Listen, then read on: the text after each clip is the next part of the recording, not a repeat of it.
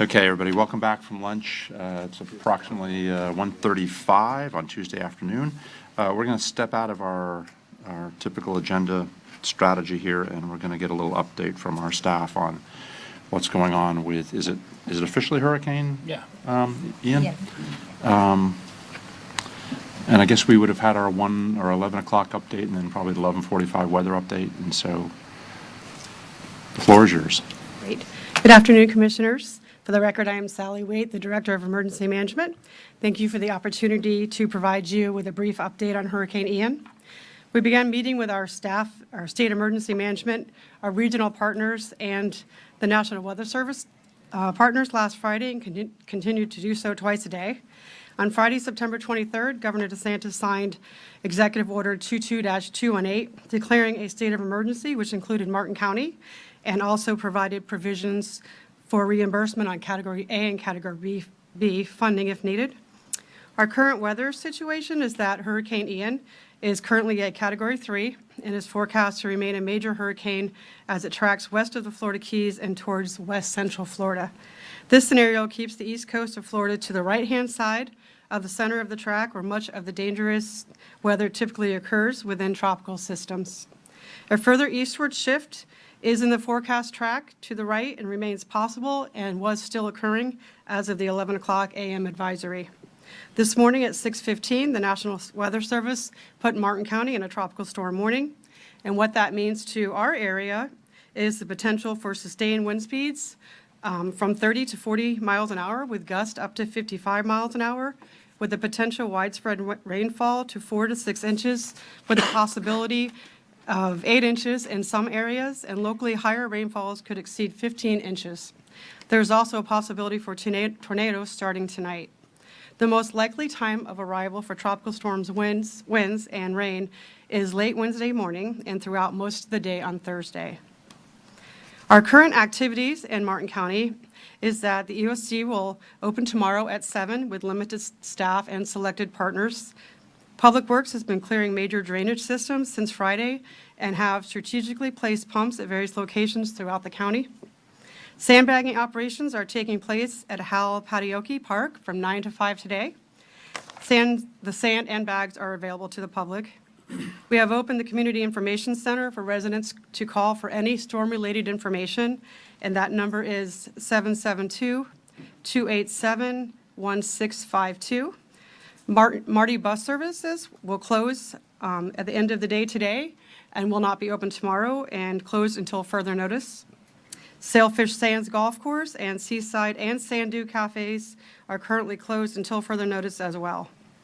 Martin County Schools will be closed on Wednesdays and Thursday. Fire Rescue has modified their staffing levels to adjust to the needs of the storm.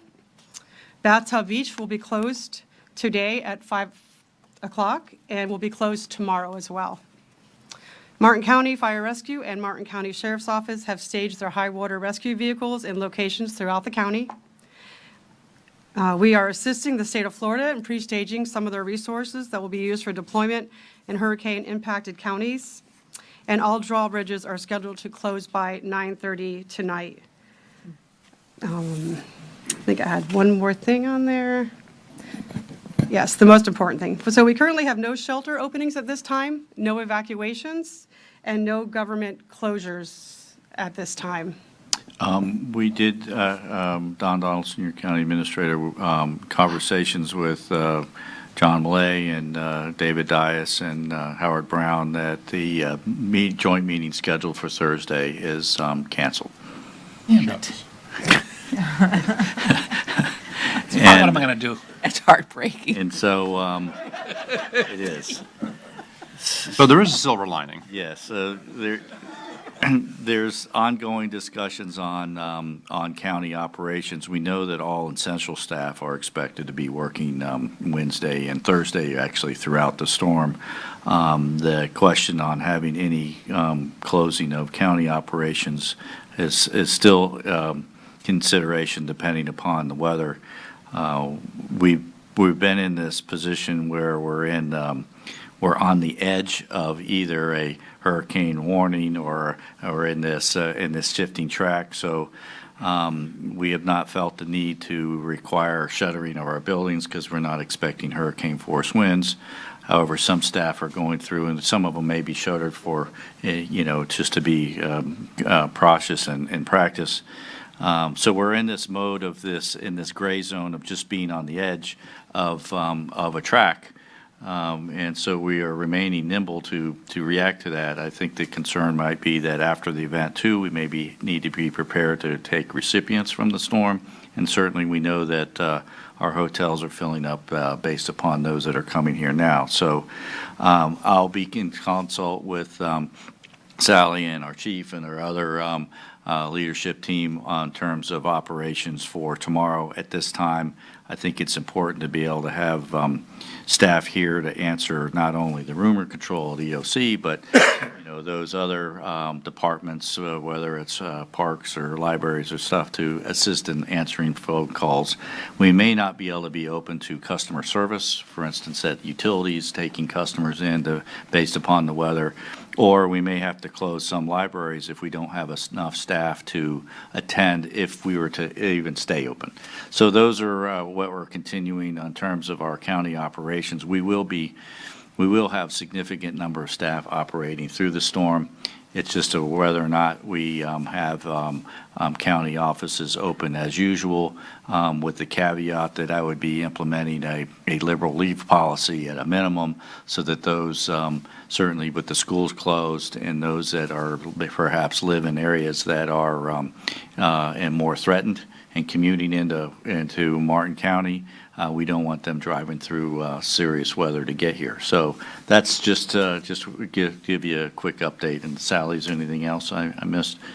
No, I think that pretty much covers everything. I just had a couple of key messages for the public, if I could. We're asking residents to keep planning and preparing for the tropical storm and the potential loss of power. We are asking all residents to go to our website at martin.fl.us/hurricanes, and you can find tons of resources there, evacuation zones, any sheltering openings if they were to occur, FPL power tracking. There's really a lot of stuff on there. Follow Martin County Board of County Commissioners on Facebook and Twitter for the latest county-related info. And we are urging people to stay off the roadways Wednesday and Thursday when the wind and rain are expected to be at the worst. So, know your risk, build a kit, make plans, stay informed, get involved, and do all those things we tell you to every hurricane season, and just to be safe. Okay, so one technical thing. Did you sign our declaration? I will be doing that this afternoon. We have that here so that we can certainly either staff will use that in the event they need to use the powers granted by the emergency declaration. It would also support all of our activities for any FEMA reimbursements. I assume at this point now we're starting to incur extra staffing. Mm-hmm. And yes, and whether you sign the declaration or not, you still are eligible for those fees that are eligible. It's just the emergency declaration gives us additional actions that we can take without a formal procedure. Are you deputizing the board? No. No. And Sally and/or Jim, at what point, wind-wise, warning-wise, do we shut down the bridges, or does FDOT shut down the bridges? So the bridge is, and it changed since the update that she just gave you. So the Hobe Sound Bridge is going to be shut down at 6:30 tonight. That's going to be the second bridge that's closed. The first bridge is Roosevelt, which isn't our bridge, but we're coordinating with them, so they're done in order north to south. So 6:30 for Hobe Sound. It'll be about 5:45 for the Roosevelt tonight. And our other span bridges? Pardon me? Our other span bridges, is it 60 miles an hour that they shut them down? That would be a public safety decision to close that bridge when it starts getting up into that range, but I don't think there's a set speed. We're Commissioner, since we're not evacuating any barrier islands and that sort of thing. So I'm just working my way so that everyone understands, because we do this from time to time. yes, And if this, and so on its current track, maybe we're not there, yeah. but I want what we typically try to think in advance of. We have 3 hotels out there that we need to deal with, and if people have already shifted up here to get away from places, and they're going to the hotels, and we just got to be thinking about that, because then power gets shut off, water gets shut off, and if we've got full hotels, that's, not that we're doing that, I just need to understand, or the public to understand when that happens. So for the record, Chad Chancherly, Martin County Fire Rescue Fire Chief. So as far as the span of the bridge, it's 55 miles an hour is when that, we don't take the big trucks across because they really catch a lot of wind. But it's also has to do with just how the squall lines come through. So it could be intermittent closing. But just based off the prediction of the storm, the direction of travel, even the jog east, it would be intermittent. This isn't where we're going to get the brunt of this storm. It's definitely on the west coast. However, it will be a large rain event for us. So, and I think just to reiterate what Sally had said, as far as the public, if you don't need to drive, please don't. Because there's a lot of times when people will drive just to see what has happened in the county during a storm. And unfortunately, if they go down a road they're not very familiar with, they end up going into a road that's flooded, and then they turn into where we have to respond to them. So if you are driving and you're forced to drive, what I encourage you all to do is pay attention to mailboxes, pay attention to road signs. If they seem to be their normal height, then the roadway is not as flooded as you may think it could be. But if they seem to be that they're very short, not their normal height, do not proceed down that road. As far as fire rescue's response, we will have no hesitation. We will get to your emergency. If there is one, we will make it there. So as far as being safe in the county, we're here. We have the manpower that we need to be ready for the response. So we're ready, and just with the communication we've had with emergency management and our county partners, this county is prepared. I don't care if it does a full shift and we take the brunt, we're ready. It doesn't matter what happens, so we're good. Commissioner, I'm not sure who is first, Commissioner Hurd Jenkins, Commissioner Hurd. Yeah, is the emerging more southerly, more easterly trends due to a cold front that's in the northern part of Florida? And is that expected to continue to go south? In other words, are the tracks expected to continue to focus more easterly and more southerly? It's shifted east the last 3 updates, so it sounds like any errors are probably going to be toward the east side of the projection. Okay, thanks. Commissioner Jenkins? Just to clarify, because I just got a text, when you said Hope Sound Bridge closed, that means down and locked, cars can go over it, but boats can't. Correct, sorry, yeah. Okay, It's about- down and locked, it's closed to Apparently- marine traffic. Hope Sound's a little panicked now.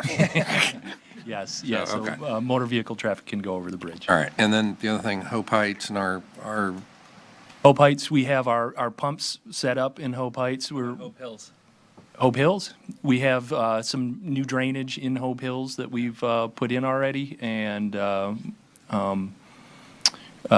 it's not flooded. The ponds are pretty low down in there. The wetland in JD Park is pretty low. That's the one thing that we're in fairly good shape. We just started getting more rain on the East Coast, but our western areas, Palm City Farms, they're already a little bit wet. So I think that's where we're going to see a little bit of impact if it's equally spread across the county. and our Gomez, like Sandcastle. Sandcastle, we've installed the outfall for Sandcastle. That was a street that had flooded quite a bit a couple years ago. So now there's a formal outfall that works by gravity. So this will be the first time that system is tested, but it's fully functional and fully constructed. Excellent, thank you. As far as fire rescue, for that area, especially Hope Heights, we have a high water truck now. It's an added asset to fire rescue that is possession of fire rescue. And we have that stationed at Station 33, which is Hope Sound. So even if there is a flooding event, we're still will make it to your emergency. So we'll get there. Okay. Thank you. Sally, the next weather update is, at 5:15 this afternoon, and then the weather service at 5:45. And then I just had one more thing to say. just before you do that, so we have budget at 5:05. If there's any more significant update at 5:45, or we'll probably still be here.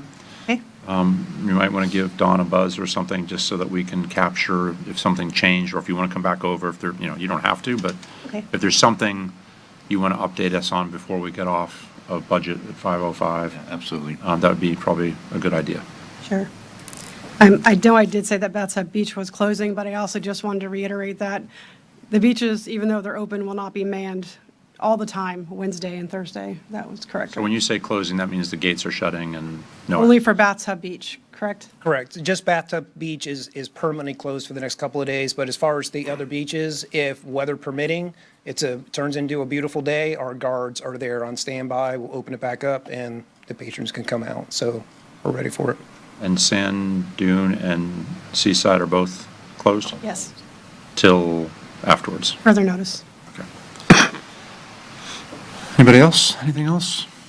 No? Thank you. Thank you. Thank you. Okay, next up, Donna has done a great job of teeing us up. Thank you for that. We will do our Library Board of Trustees appointments, which is item number 1 on the agenda from this morning. So mine is not passed in, if you could send that down.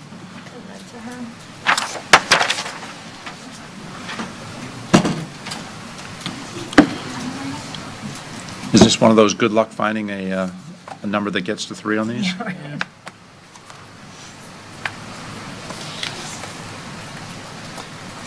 While Donna's tabulating, as always, we got way too many overqualified people. I wanted to vote for every one of them.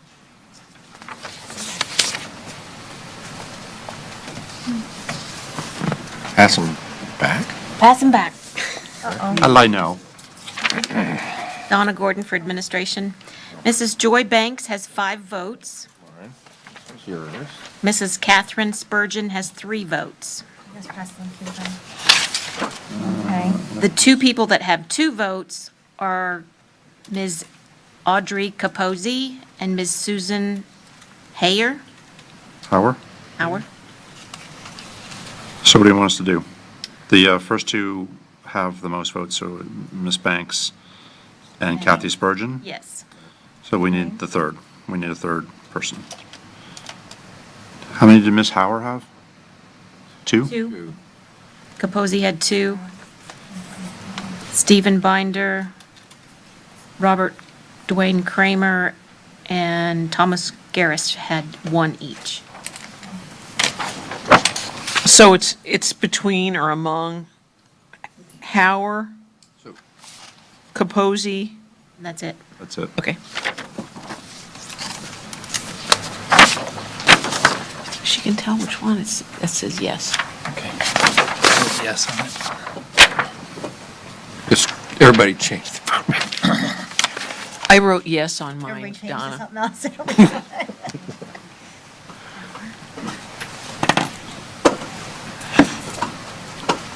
What happens when you have so many good ones? Okay, Capozzi.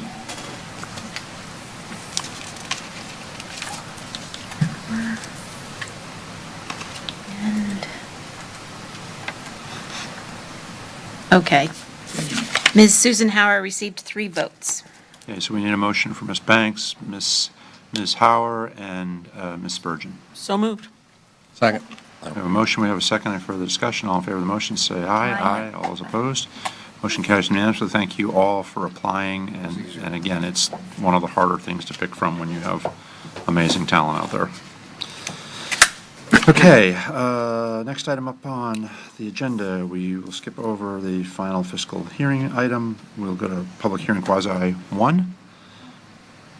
A planned unit development zoning agreement, including a master final site plan for the Port Cove project. Oh, I'm sorry, we're not going to take that up until their attorney gets back. I apologize for that.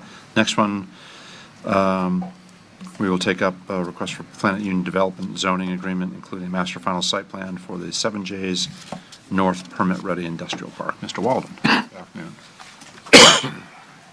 This is quasi judicial. Commissioner Jenkins, If I have any, but they've been filed. Commissioner Heatherington, I don't believe I have. If they, so they've been filed. Commissioner Campy, I don't have any. Commissioner Hurd. If I have any, they've been filed. If I do, they are filed. Do we have any interveners? No, no, sir. Do we have anything to be turned in from the applicant? No, sir, turned in at the LPA. Do you have your tree to turn in? I do. Wonderful. Copy of the agenda item and my work history for Exhibit 1. And we need anybody that might testify on this item to be sworn in, and if you're an attorney, you don't need to be. Raise your right hands. Do you swear or affirm the evidence that you're about to give will be the truth, the whole truth, and nothing but the truth? What else do we have? I think we're good. Okay. Good afternoon, Peter Walden, Deputy Growth Management Director. And this is an application requested by Palm City Holdings LLC for the 7J's North Planned Unit Development Agreement. And it is for a permit-ready industrial subdivision. The property has an industrial future land use on it. It is a freestanding urban services district. The property totals 167 acres.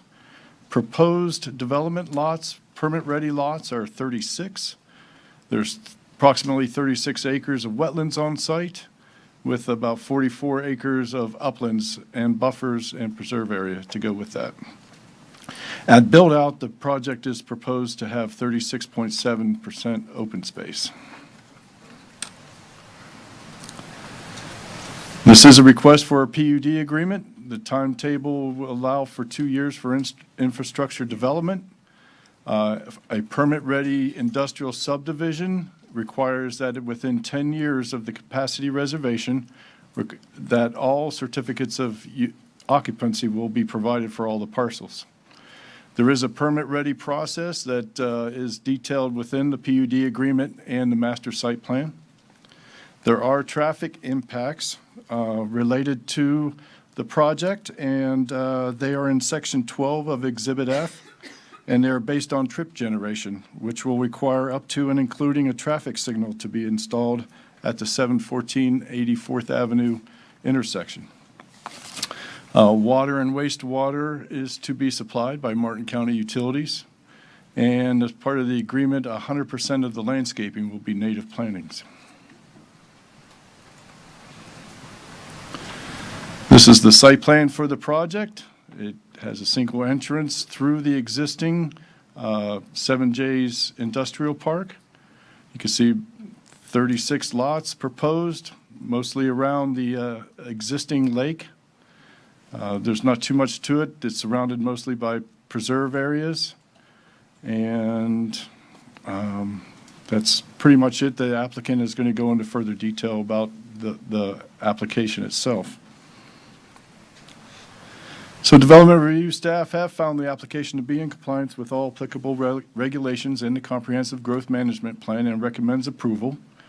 I will just say that this has been in the works for a long time. It takes a long time to get all of the permit-ready process available for an industrial park. And with that, the staff would move that the board receive and file the agenda item and its attachments, including the staff report as Exhibit 1, and move that the board approve the PUD zoning agreement, including the master final site plan for the 7J's North project. Be glad to answer any questions. Mr. Walden, thank you. Questions for our staff? Seeing none, Mr. Raines? Good afternoon. Bob Raines here on behalf of the applicant.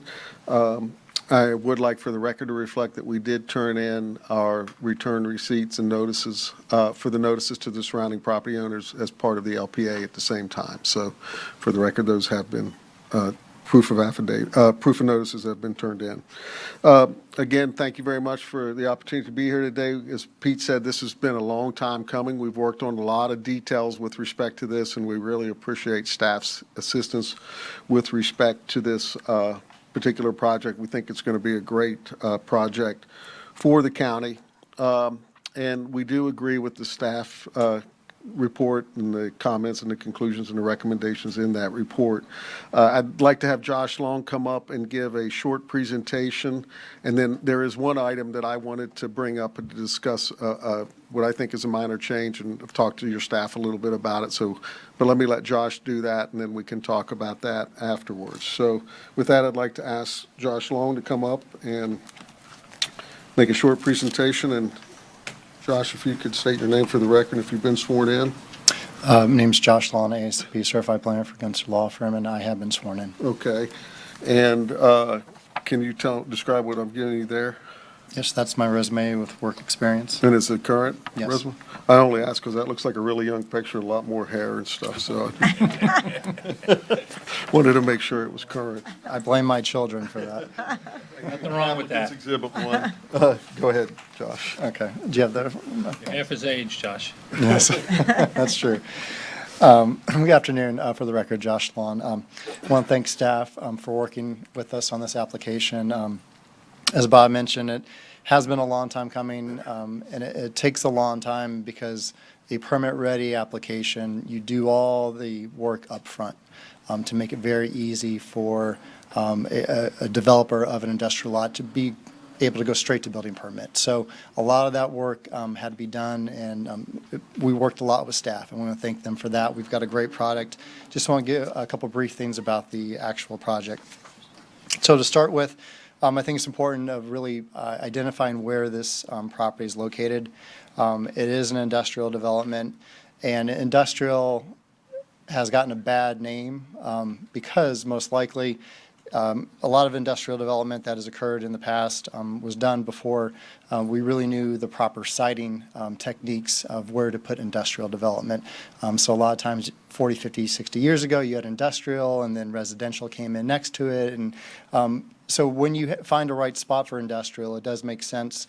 All of the local comprehensive plan and zoning codes in this area and throughout the state all emphasize the importance of industrial land use. We need industrial to provide the goods and services for those service providers that make our day-to-day life pleasant. So having industrial land in the right location is very important for this particular county and all of Florida. So this is a close-up of the actual site, as you can see there with the little blue outline. I do want to identify that the Martin County Solid Waste Facility is directly to the west. To the south, we have an existing industrial. And then over to the right is the new field development. That's the preserve and open space. The closest residential is 2,700 feet to the west. That's the Stewart West Cobblestone development. We're separated between us and them with the Martin County Solid Waste Facility. So this is the new field regulating plan, and I think it's important to go over this plan because as you saw from the previous slide, the Solid Waste Authority and then the industrial are our other two neighbors to the west and south. So what could possibly come in would be something either to the north or to the east of us. Well, Newfield, because it was done very well, they recognized these uses and they planned in these areas their actual open space and preserves. So the future north and future east, those will be open spaces and preserves and wetlands. So this location truly is good. There's no adjacent neighbors who could be impacted by the industrial type uses for this facility. So this is just a summary of what P went over, the actual request. And this is the PUD master final site plan. One thing I wanted to show out is within the plan ourselves, we have over 50% of the site is preserve open space already preserved there.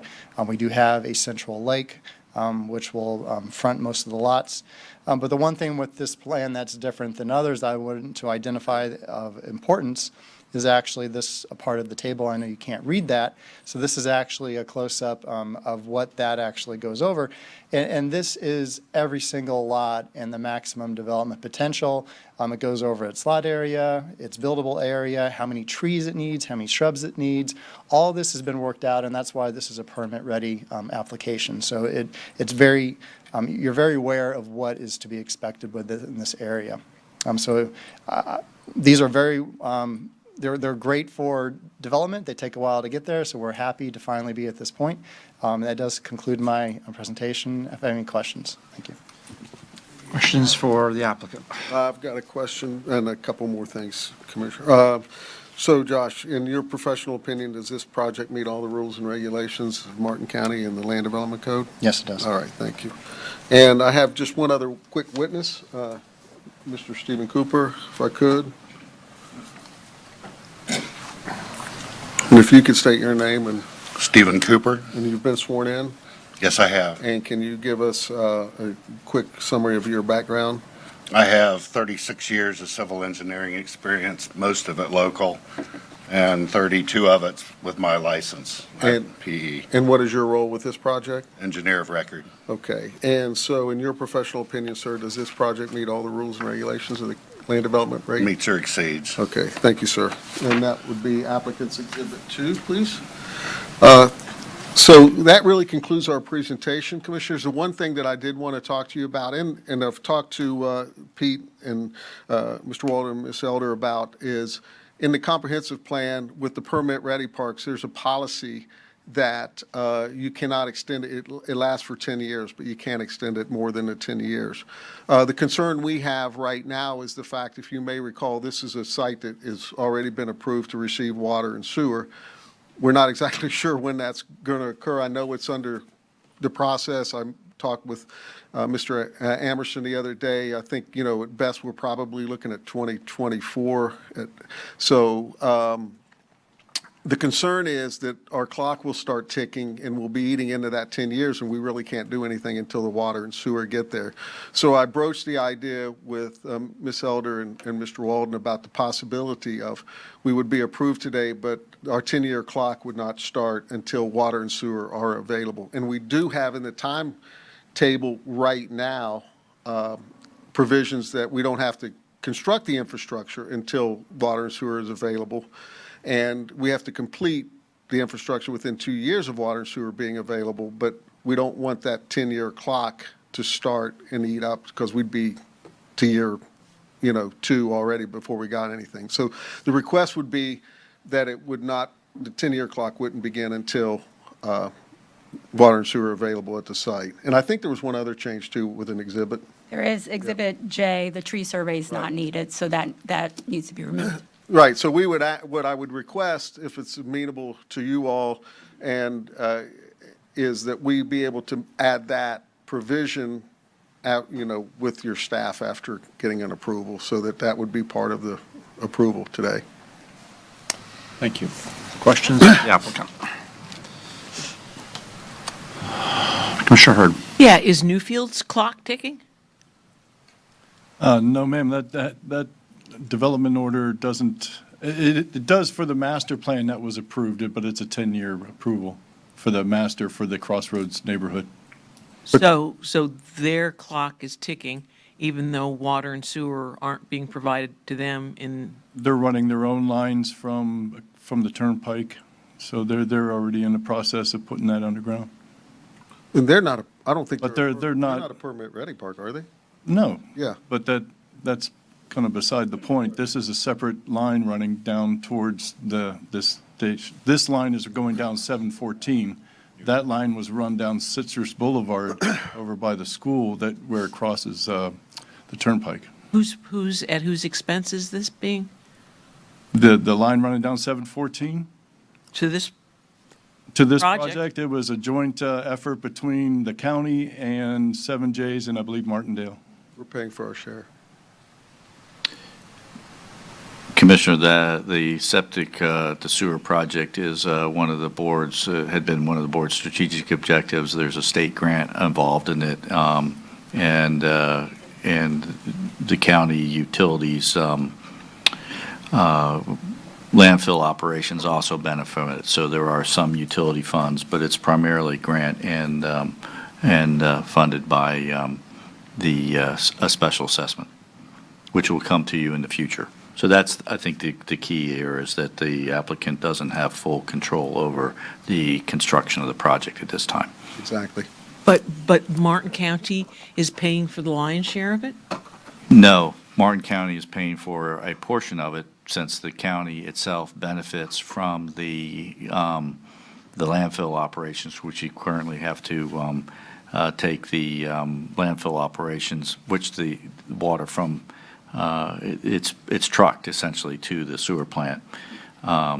And certainly, that's a project we can update you on more particularly in the future, but it's the three partners of it are Martin County Utilities, 7J's, and the Martingale project at I-95, which had already been approved to be eligible for sewer, but no other properties abutting that line are eligible for it. It's just servicing those three. The staff has completed the design of it, We did receive a legislative appropriation, a grant for it, which the contract has not been executed with the state yet, and we still got to go through the special assessment hearing. So that's our concern, as Mr. Donaldson said, there's still some work to be done, and we don't want to, have our clock burn while we're waiting at something that's out of our control. Commissioner Campy? Thank you. Chairman Smith, I know that you're going to take public comment, but I'll make my comments and then make a motion, if you're okay with that. First off, I appreciate the efforts. I know that even just some of us that have been sitting up here, this has been sort of a multifaceted, long approach to it. What I like about the fact is that the applicant is Frank Poma and his family, and they have been a long-time asset to Martin County and in particular Palm City. Everything they've done that I have ever seen, I've been out to their location out in this area and other properties that they own. They're maintained, they're designed, built, and maintained at a very high level, their assets. And this type of project is unique because, when we hear a lot about industrial parks and things like that, they're for large users and, thousands and thousands of square foot users. But there is a category of business that is much smaller or to medium size. I happen to work for one. And, to be able to stay as your business grows out of the current location and you need a larger footprint, it's hard for small business owners or medium-sized business owners to go out and do a lot of this heavy lifting on their own. So to have an applicant do that work ahead of time, it makes it a lot more logical and predictable for a small business owner to understand if they can participate in this or not. It takes a lot of, like what we said, time, effort, money to work through this process with our staff. If each individual lot owner had to do this on their own, it would be nearly impossible. So to me, there's a tremendous economic advantage for our existing businesses that are trying to grow because of being successful, and for people that might want to come do business in our county, for him to tee the ball up in such a way that we can just have these one after the other is a great asset. I will make a motion to accept staff's recommendation, and also to include the fact that the clock shouldn't begin until water and sewer is there, because there's a lot of variables and there's a lot of players involved in that, and to hold one particular person responsible to eat into his time until we get it there, I think that's a reasonable request, so I would add that into my motion, sir. Thank you. Excuse me, Elise Elder, Senior Assistant County Attorney, and the removal of Exhibit J? And of course, very important, and the removal of Exhibit J. I'd be happy to second it. Okay, we have a motion, we have a second. Is there any other further discussion on the motion? Anybody from the public wish to comment on this item? Seeing none from the public, my only comment is I hope we double down on staff, and I hope that it's not 2 years before we see water and sewer out there. We approved this years ago, and we're still not there. So that's my only thoughts. All in favor of the motion, say aye. Aye. All opposed? Motion carries unanimously. Thank you. Okay, we still do not have our folks here, all of our folks here yet from Port Cove Royale. So we will move on to, Do we know that? They might be out there. I don't see the attorney. Oh. We'll move on to item Department Quasi Judicial 1, request for a variance to allow the issuance of building permits on 2 legal lots of record that do not front on an open road but have access to via an easement. Mr. Walker, good afternoon. This is Quasi Judicial. Commissioner Jenkins. I don't believe I have any, but if I do, they've been filed. Commissioner Heatherington. If any, they've been filed. Commissioner Campy. I don't believe I have any, but if I do, they've been filed. Commissioner Hurd. I don't have any, they've been filed. I do, and I'm sure they're filed. Any return receipts required? No, none required. And do you have your work history tree? Yes, along with a copy of the agenda item summary for Exhibit 1. Fantastic. We need to have anybody that's going to testify that's not an attorney, please be sworn in. Raise your right hands. Do you swear or affirm that the evidence you're about to give will be the truth, the whole truth, and nothing but the truth? Okay, Mr. Walker, it's up to you. All right, thank you. And One other question. We don't have any interveners in this one, do we? no. Okay, great. All right, good afternoon, Commissioners. Tom Walker, County Surveyor for the record. And let's see.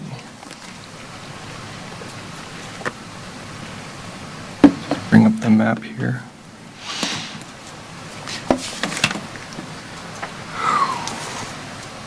All right, so it's, for your consideration, we have a request for a variance to allow building permits on 2 parcels that do not front an open road.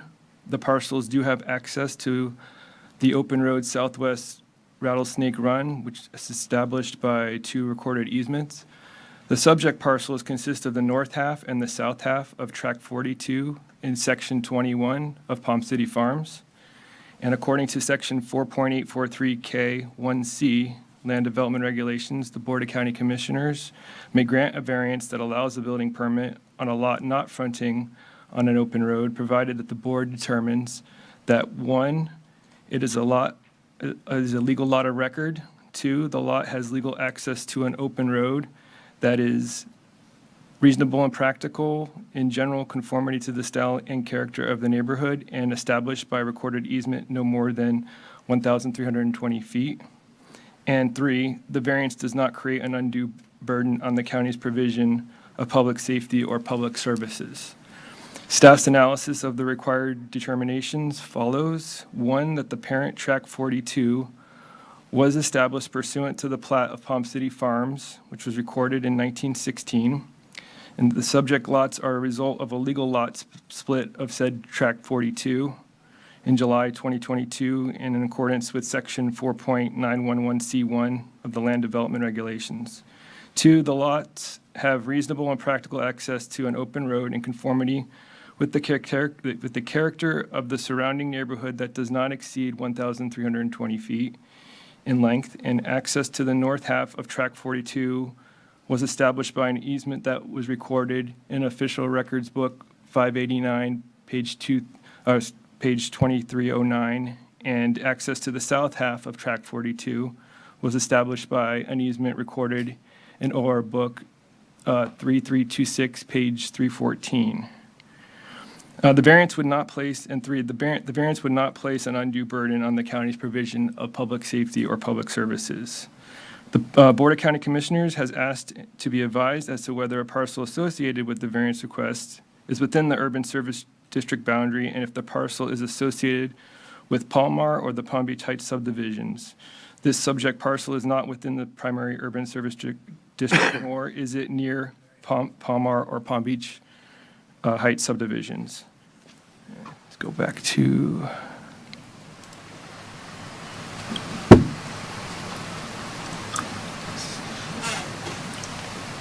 Yeah, so staff's recommendation is 1, move that the board receive and file this agenda item summary and all of its attachments for the record as Exhibit 1. 2, move that the board adopt the resolution to grant a variance that allows the issuance of building permits on the properties described in Exhibit A, subject to a demonstration of compliance with all other applicable criteria. And with that, I'll take any questions. Mr. Walker, thank you. Questions for staff? Seeing none, Mr. Quazzo. Good afternoon. Good afternoon. My name is Don Quazzo. I have been sworn. I'm in agreement with staff's recommendation and would love to have this done. If you know, this is George Dempsey, who used to fly the helicopter for you guys for 25 years. So it's his property. He's trying to do something good for his child. I only had one question. Does he get the cool name of Rattlesnake Avenue for his address? He does. Okay. Questions for the applicant? Seeing none, is there anybody from the public that wishes to comment on this item? Seeing nobody from the public, Motion to accept. Yep, second. we have a motion, we have a second. Any further discussion from the board? All in favor, say aye. Aye. All is opposed. Motion carries unanimously. Thank you. Be safe. You're welcome, you too. Thank you. Next item up, and I still do not see Nice job, Mr. our Walker. other attorney back yet, so we'll take up department item number 1, Office of Management and Budget items which require approval. Ms. Manning. Good afternoon.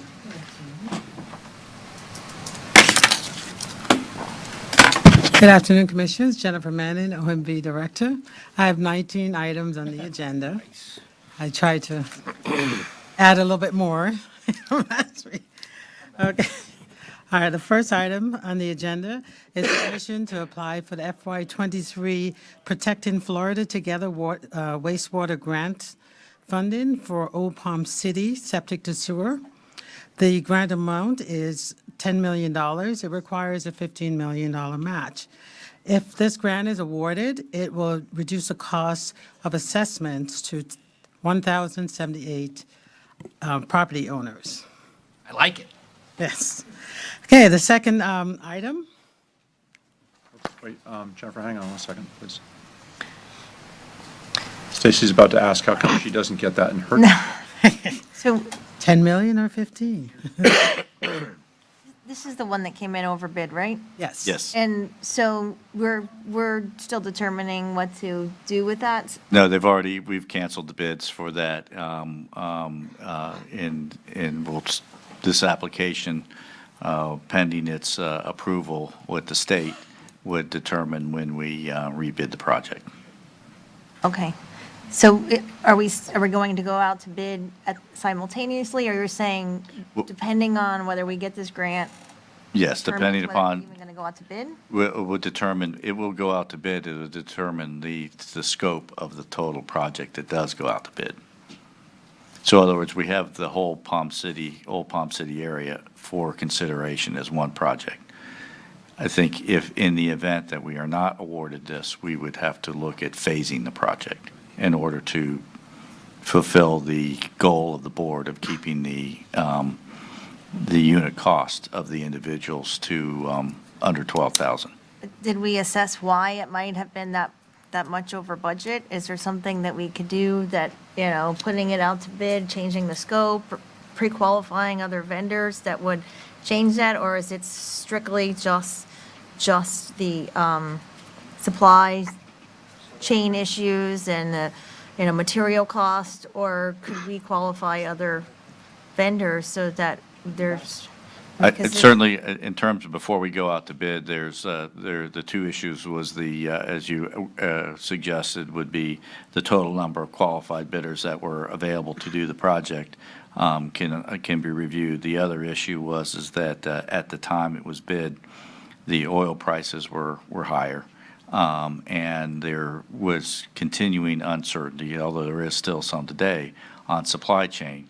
They did put in some unique bid items that would allow the vendor to purchase the materials early, and we would pay storage fees. However, even with that, I think people or contractors have been had a difficult time meeting some of our other contractual requirements, dealing with the purchase of materials for their job after the award. So I think that uncertainty hopefully will become less, so that bidding environment in the future, we're hoping between utilities uses a lot of PVC and plastics, and that's related to oil prices. We also had a plant that got impacted like a year or so ago, and I think it was in Texas or Louisiana. So there are some supply chain issues, and so giving some time, one, for the market to stabilize. Two, obviously, the other significant item is to actually get a grant that will help us with. We are still, even with this, compared to other projects, and we have another one later today, are seeing, and George can more accurately describe the percent, but 25 to 30% above our estimated costs just due to the changes in prices recently. So I think there is an evaluation to deal with Old Palm City. It's one of the board's priorities. The grant certainly gives us a great opportunity to continue that project. The state has acknowledged that prices are going up, and I think under the septic to sewer program, they've anticipated that communities like ours would be asking for additional funds. But the other pieces of it is just the structural market of bidding, supply chains, uncertainties, and then oil prices on top of it. This one kind of hit at the intersection of all of those. So my wish, it's not, obviously, it's a wish, not a guarantee, is that the next time we bid it out, we'll get more reasonable prices. And I understand your suggestion or questioning earlier was taking a look at how many bidders we had and is there opportunity to get more competition. And do you, I would suspect that this would slow down all of our projects, or we're still in design for some, but do you suspect that this will slow down the other projects in the pipeline? Well, I know that we're generally not a patient group. That's why we went for the $10 million, does not slow down any project. I think if, one, the amount of grants that we get do not rise in proportionate to the inflation and costs, that will be a conversation we'll have in terms of the expectations of, we already have a priority in terms of what we've gone after. It may affect future projects in line, and it might affect, just like this one, require some phasing of the projects in order to meet the goals of the board in keeping the septic to sewer costs at a minimum to the individual customer. Is that it? Yes. Thanks. Hey, Thank you, George. Did I do okay, George? Perfect. Well, we have other discussion items that we could talk further, unless if you wanted to. No. We'll keep moving. Keep moving. okay. No excuses. All right, item number 2 is permission to apply for the Clean Vessel Act Equipment Grant through FDEP. The amount of the grant is $81,339 to purchase a pump-out boat. It requires a $27,000 match. Those matching dollars will come from enterprise funds, utilities enterprise funds. Item number 3 is permission to apply for the Florida Resilient Coastline Infrastructure Grant for a backflow preventer installation program through FDEP. The grant amount is $198,380.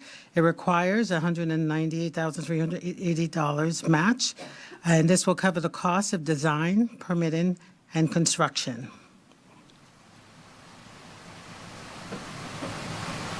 Item number 4 is also a permission to apply to the Florida Resilient Coastline Infrastructure Grant, and this is for Cypress Creek, and it's for construction of a water control structure and other improvements. The grant amount is $750,000. It requires a $750,000 match, which is programmed in the Cypress Creek CIP. Item number 5 is also Florida Resilient Coastline Grant, and this is for MacArthur Boulevard, and this is for the elevation of MacArthur Boulevard. The grant award, but the grant amount is $1.2 million, and it requires a $1.2 million match, and that will cover the cost for construction and design. Item number 6 is also a permission to apply to the Florida Resilient Infrastructure Grant for Mockingbird Lane Flood Mitigation Project. The total amount for the project is $4.5 million. The grant amount would be $1.8 million. It requires a $2.7 million match. We currently have an HMPG grant from FEMA in hand, and also confirmation on the balance to cover that matching dollars. Item number 7 is permission to apply to the Florida Resilient Coastline Infrastructure Grant for Old Palm City North Neighborhood Improvements. And this is to address the drainage and flooding. The grant amount is $3.2 million, requiring a $3.2 million match. Those dollars are programmed in the Old Palm City Neighborhood Restoration CIP. The costs would be for design, permitting, construction, and project management. I can see Commissioner Campbell's liking What's wrong with that? I'm going to use my. He likes that.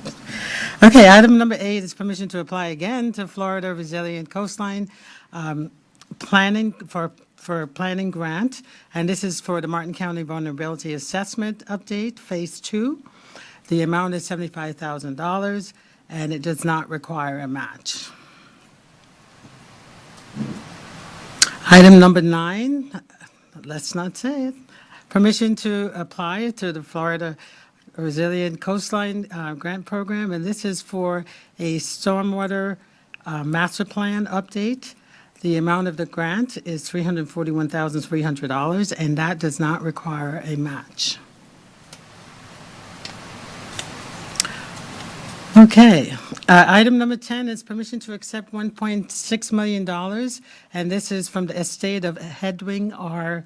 Varro for the Hope Sound Library, and they are expecting additional funding in the future that, in smaller amounts, but we are happy to accept the $1.6 million. Yeah. Thank you. Okay. Item number 11 is permission to accept the Emergency Management Performance Grant, and this is in the amount of $78,507. These funds are used for training and planning to enhance emergency management programs. Item number 11 is permission to accept the Resilient Florida Program Planning Grant, and this is for $191,000, and this is for the first update of the, continuing of the update of the county's vulnerability assessments, which is in compliance with the Florida statutes. I don't know that it makes that much difference, but I think it's item 12. Item 12? Yes. I think you said item 11. Oh, I said 11, sorry. That's okay. Not that I was on the wrong. somebody had to go back and check yes. the record someday and said, Yeah, no, you said. yeah, she said the wrong number, okay. So hopefully I didn't miss 11. No, I didn't, okay. Item number 13 is permission to accept a contract between Senior Resource Association to provide $75,000 local match, or 10%, to the Transportation Disadvantaged Innovative Service Development. This allows them to receive a 90% funding from funding in the form of a grant, which is about $675,000. Item number 14, permission to accept the Community Services Block Grant. This is in the amount of $84,280. The funds provide services to targeted residents of Martin County. Item number 15 is permission to accept the FY23 Children's Services after-school, out-of-school grant funds to pay for staff, maintenance, supplies, and programming in Golden Gate, Jensen Beach, and Port Salerno. The grant award is $336,046. It requires a $543,378 match. Those match are programmed in the budget for FY23. Item number 16 is to accept year 3 of the CDC Drug-Free Communities Grant, and that's in the amount of $125,000. The funds are used for youth substance abuse prevention. Item number 17 is a budget transfer request from the Community Broadband Reserves. They're requesting $36,033 to repair the fiber optic cabling that was damaged by underground construction. Item number 18 is Martin County Sheriff's Office is requesting $20,331 from the Federal Equitable Sharing Fund, which is placed under the board's budget. And we have to, request it from reserves. They're going to use those funds to purchase additional equipment for the real-time crime center. And finally, item number 19, we're requesting a budget resolution to allocate a contribution for traffic safety of $100,000. Those funds will be used to improve constructions adjacent to the development on Port Salerno. So I'm not very familiar with that project, so do you know about that? Yes. Okay, you know about it, okay. Familiar. All right, so that concludes my presentation. That was the budget overview, or that was? Almost. Just kidding. Okay, Commissioners, any questions on any of those items? Jennifer, the one question I did have on the fiber optics line that was nicked, is that something that insurance covers? Are we Yes. going to get reimbursed for that? Yeah, later on, whenever we get the insurance proceeds, we'll recognize those going back into the fund. But for now, we have to repair them, yes. Okay, got it. Great, I'll thank you. move approval. Second. We have a motion, we have a second. Anybody from the public wish to comment on this item? Seeing nobody from the public, back to the board. All in favor of the motion, say aye. Aye. All is opposed. Motion carries unanimously. Thank you, Commissioner. For the folks out in the lobby, we're going to take up one more quick item, and then we'll bring back in Port Cove Rail, I believe it's called. So department item number 2, Ms. Brotherton. Good afternoon. Contracts that meet the threshold for board approval of $1 million or greater. Christy Brotherton, Chief Procurement Officer. Before we start, Commissioner Heatherington, you will need to abstain from voting Oh, yes, sorry about that. on item 2. So if you can please, when we get there, break that apart, and we will take a separate motion on A2, and then we'll vote on the remainder. So the first one, everyone will have the ability to vote on. So the first item for your consideration today is the contract award for the Taxiway Alpha Rehabilitation Project at Martin County Airport at Witham Field. Staff is recommending that the board award the contract to the lowest responsive and responsible bidder, which is C.W. Roberts Contracting, in the amount of $6,144,250.75. This is for bid Schedule A and bid Schedule B only. And move that the board authorize the county administrator or designee to execute any and all documents related to this request. Okay. Move to approve. Second. We have a motion, we have a second. Anybody from the public on this item? Seeing nobody from the public, back to the board. We have a motion, we have a second. All in favor of the motion, say aye. Aye. All is opposed. Motion carries unanimously. Mr. Chair, may I Yep. reply? Mr. Chair, Yes, ma'am. Mhm. I'll be abstaining from A2 as an employee of Ferrera Construction. One of the bidders, I believe they were one of the bidders on the project, although not successful, I'll abstain from the item, and I have turned in my Form 8B to the clerk. Thank you. Okay. Okay, Christie? so the next item is Manatee Pocket Mooring Field Courtesy Dinghy Dock. Staff is recommending that the board award the contract to the lowest responsive and responsible bidder, which is Underwater Engineering Services, in the amount of $1,519,845. Move that the board adopt the amended CIP sheet for the Manatee Pocket Mooring Field. 3, move that the board approve a transfer of $375,000 from Coastal Capital Reserves to the Manatee Pocket Mooring Field. And move that the board authorize the county administrator or designee to execute any and all documents related to this request. And that concludes this item. Move staff's recommendation. Second. We have a motion, we have a second. Anybody wish to comment on this item? Seeing none, back to the board. We have a motion, we have a second. All in favor, say aye. Aye. No, you're not. Abstain. All those opposed? Motion carries 4-0 with Commissioner Heatherington abstaining. Okay, and Stephanie here, or do we want to go to the, can you wait? Do you want to wait? Okay, let's go on to the Port Cove Rail item, or go back to that from this morning, or late this afternoon, rather, whatever it was. Next item up is public hearing, quasi-judicial, item number 1. Request for a planned unit development zoning agreement, including a master final site plan for the Port Cove project. Mr. Walden, this is a quasi-judicial hearing. Commissioner Jenkins. I have some, and they've been filed. Commissioner Heatherington. I do, and they've been filed. Commissioner Campy. I do, and they've been filed. Commissioner Hurd. Mine have been filed. Mine have been filed as well. I believe this one we do have an intervener. Is that correct? That is correct. Okay. Has your work history tree been turned in? Turn it in right now, a copy of the work history and the agenda item for Exhibit 1. Fantastic. We need to get all of the people that are going to testify to please stand and be sworn in, unless you're an attorney.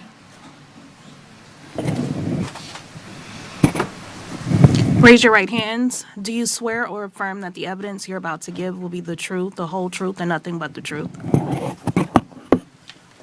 And were there any other notices required, Mr. Walden? They were turned in at the LPA. Fantastic. I think that's it on the list. Yep. Thank you, sir. Again, Peter Walden with Growth Management Department. And this is a request by OSKJN Jensen LLC for a plan unit development zoning agreement, including a master final site plan and preserve area management plan. The site is located on the south side of Northeast Dixie Highway, about 1 mile from Northeast Palmer Street in Rio. Included with this application is a request for a certificate of public facilities reservation. So this is for a master final site plan with the PUD agreement. The land use on the property is medium density. It allows up to 8 units per acre. Proposed today is a 29 residential 2-story townhome units. And the total the total site area, is 4.84 acres, and it is in the Rio Community Redevelopment Area. Although it does not have a CRA land use or designation as it was an existing PUD. The site application comes to about 6 units per acre. The project provides 63% open space, and about 40% of the total area of the site is in preserve areas. This was a site plan that was approved in 2007. There's a couple distinctions between this plan and that. This plan was for 32 units, not 29. There was no proposed improvements to Dixie Highway, as there is with this one. And it also did not capture any of the rare and unique pine scrub habitat on the site that we have captured with this application.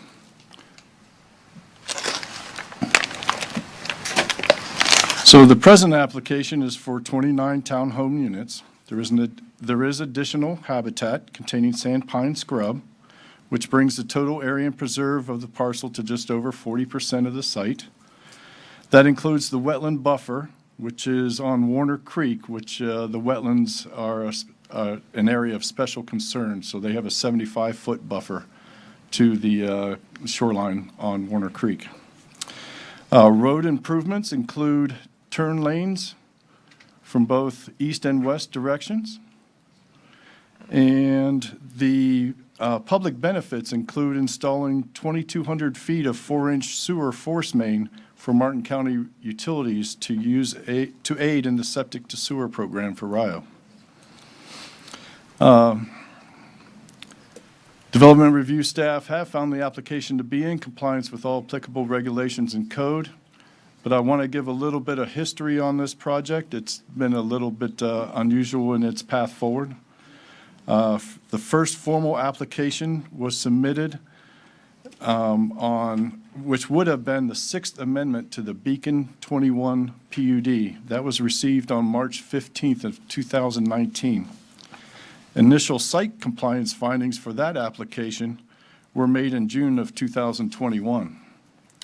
But the project was not able to move forward without an authorized HOA signature for the PUD agreement.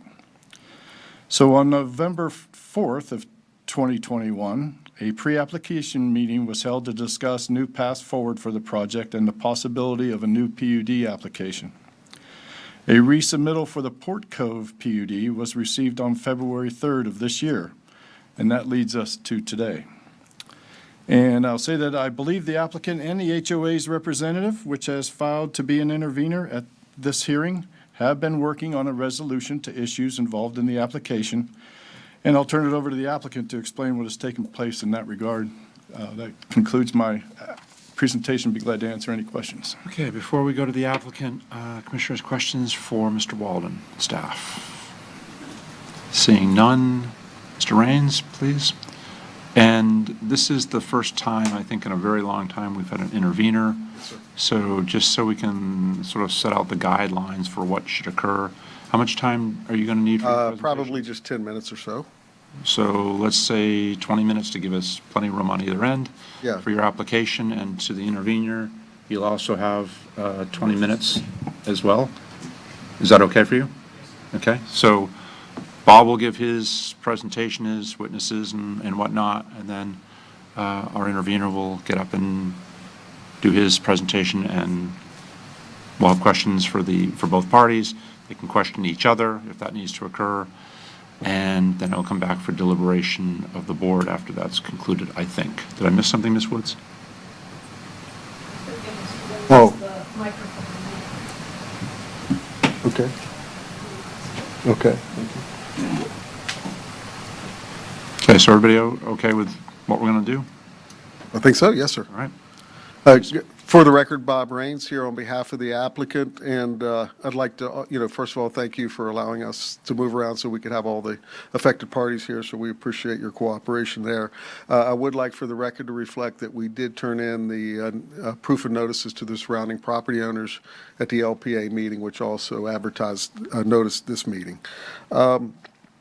As Pete mentioned, we've been at this for a long time again also. We do agree with the staff report and the comments and the conclusions and the recommendations in that staff report.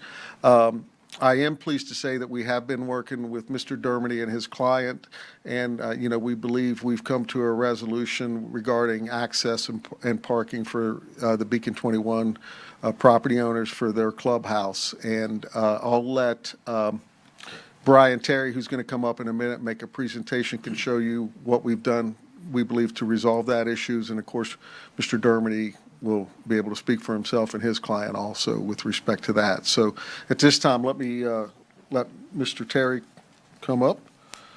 And is that one? No? Yeah, I think it is. It's Did I? this one, Brian? No, I'm talking about. Oh, I'm sorry. Is it on now? Nope. 927? That's it. Oh, I thought you turned. Do you mind if I use your? I'm banging a couple of times. Yep, as soon as. Huh? Whoops. How about now? Nope.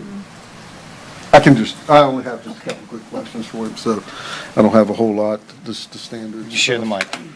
Yeah. So, Mr. Terry, can you state your name for the record, and have you been sworn in, sir? I have been sworn in. My name is Brian Terry with Insight Studio. And can you please give us a quick summary of your background? Sure, I'm a registered landscape architect, been practicing landscape architecture and land planning within the area for approximately 20 years. Okay, and can you describe the document I'm handing you, sir? That is a resume, that's my resume. And that's a current resume? That is, yes. Okay, applicant's exhibit 1, please. And sir, can you describe your role in this project? I've been acting as the agent and for the application and the planner and landscape architect. Okay, go ahead with your. Great. Good afternoon. Good afternoon. So again, we are excited to be here this afternoon. It's been, I'm sorry? And you are? I am Brian Terry with Insight Studio, here on behalf of the ownership and applicant. You have been sworn in, correct? I have been sworn in, correct. I'll try to keep this very brief. Pete really has already touched on really the major points of this application. As identified the site here adjacent to the Beacon PUD recreation facility, which I'll get to here right at the end of our presentation. The 4.8 acres, and obviously, with the existing land use designation of medium density, and being a part of the overall Beacon PUD, as you see here from the zoning map, we are extracting ourselves from the Beacon, and then we'll become our own standalone PUD with this application. Pete did mention the previously approved site plan back from 2007. Again, it had 32 units. We're reducing that down to 29. And we made some other modifications to this plan that I think are beneficial, not only to the site on the ecology of the property, but also to the adjacent neighbors. One being the roadway on the right-hand side or the east side is no longer connecting to River Court. And then we have a solution for the parking that was originally proposed on that western side for the Beacon Recreation Facility. So this is the plan that we had submitted as part of this standalone PUD. Again, it did not include any improvements on the adjacent properties as they were not a party to the application. We couldn't show anything there. So you can see this is the proposal that was part of the application that's in front of you. However, I will be showing you what we think is what we're going to be requesting to be conditioned to be the plan that we'll bring forward for final approval. So again, this is the 29 units, as you can see, in 4 buildings, very similar to what had originally been approved. We do have the architectural elevations here. Again, this is a 2-story fee simple ownership style townhome community. So it'd be a really nice addition to the Rio area, a new home ownership opportunity that does not exist on this parcel of land. It's quite frankly sat vacant for a very long period of time. So a very, I think, quaint, cute development that'll fit nicely along the Rio and along the Dixie corridor. As you can see, these elevations. The habitat was a significant portion of the redesign of the property, working with staff and kind of looking at how the site should be developed and how the plan should be laid out. As Pete mentioned, there's approximately 40% of the site is covered in preserve area on the southern portion of the wetland area, as well as the pine scrub preserve in the northeast. We have talked, I think, we've had conversations about the elevation. It's a unique property and the amount of elevation that falls from one side to the other, approximately 20 feet actually from kind of northeast to southwest. So with that comes the requirement to put some retaining walls in there, which has been sort of the impact and the issue with providing access for the Beacon recreation parcel. So, and I will touch on, actually, Pete had mentioned the access. We are doing improvements, obviously, in Dixie. We'll have a dedicated right turn lane. We'll have a dedicated left turn lane. And we're realigning the access point to be in line with Amy so that it's a much cleaner intersection than it exists today. In public benefit, as part of this PUD application, is the extension and the upgrade of the sewer force main of approximately 2,500 lineal feet. That's really going to provide access and additional capacity along this portion of Dixie Highway that does not exist today. So with that, I want to come to sort of where we would like to take this, and this is through a lot of conversations that we've had with the adjacent POA, and I think this is a great solution. What we'll do is we would be requesting when we come after approval, we'll be submitting plans that would reflect the fact that we'll have 3 dedicated parking spaces to the Beacon HOA. There'll be a gated access point right here that'll actually be controlled also by the Beacon HOA. And then an ADA accessible ramp and staircase that will bring folks down to the elevation that the existing clubhouse is. And so, again, the ADA ramp, we spent a good amount of time working with the fire department and the fire chief, kind of understanding how that should be designed, the widths of how that should be designed to make sure that it operates not only on a day-to-day basis for the functionality of the residents who are using it, but certainly from an emergency perspective, being able to move gurneys up and down that ramp system. In addition, you'll see that there's 12 more parking spaces that are identified on the site, which will be shared. They wouldn't be dedicated specifically for Beacon, but they can be utilized, and there'll be an access agreement put in place that allows all Beacon residents to enter into the development, utilize the roads, utilize the parking spaces, and utilize the sidewalks within the community to access the recreation parcel. And with that, I think that is the extent of my presentation. Mr. Terry, just a couple of questions for you quickly.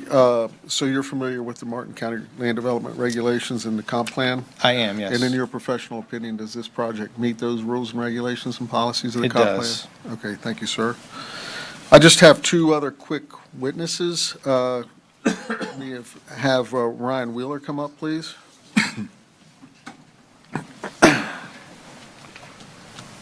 And Mr. Wheeler, if you could introduce yourself and state if you've been sworn in. Sure. For the record, Ryan Wheeler with Colford and Wheeler, and I have been sworn in. And can you give us, sir, a little background on you? Sure. So I've been working in the civil engineering field for the last 20 years or so. About approximately 13 to 14 of that, I've been a registered professional engineer, and I'm acting as the engineer of record for this project. Okay. And can you describe the document I'm handing you, sir? This is my resume. Okay. And that's applicant's exhibit 2, please. And, sir, in your professional opinion, does this project meet all the rules and regulations of the Land Development Code and the Martin County Comprehensive Plan with respect to the engineering? Yes, meets or exceeds. Okay, thank you, sir. Thank you. And our last witness is Dr. Juan Ortega. Dr. Ortega, good morning. Good afternoon, I afternoon. guess, actually. If you could, please state your name for the record.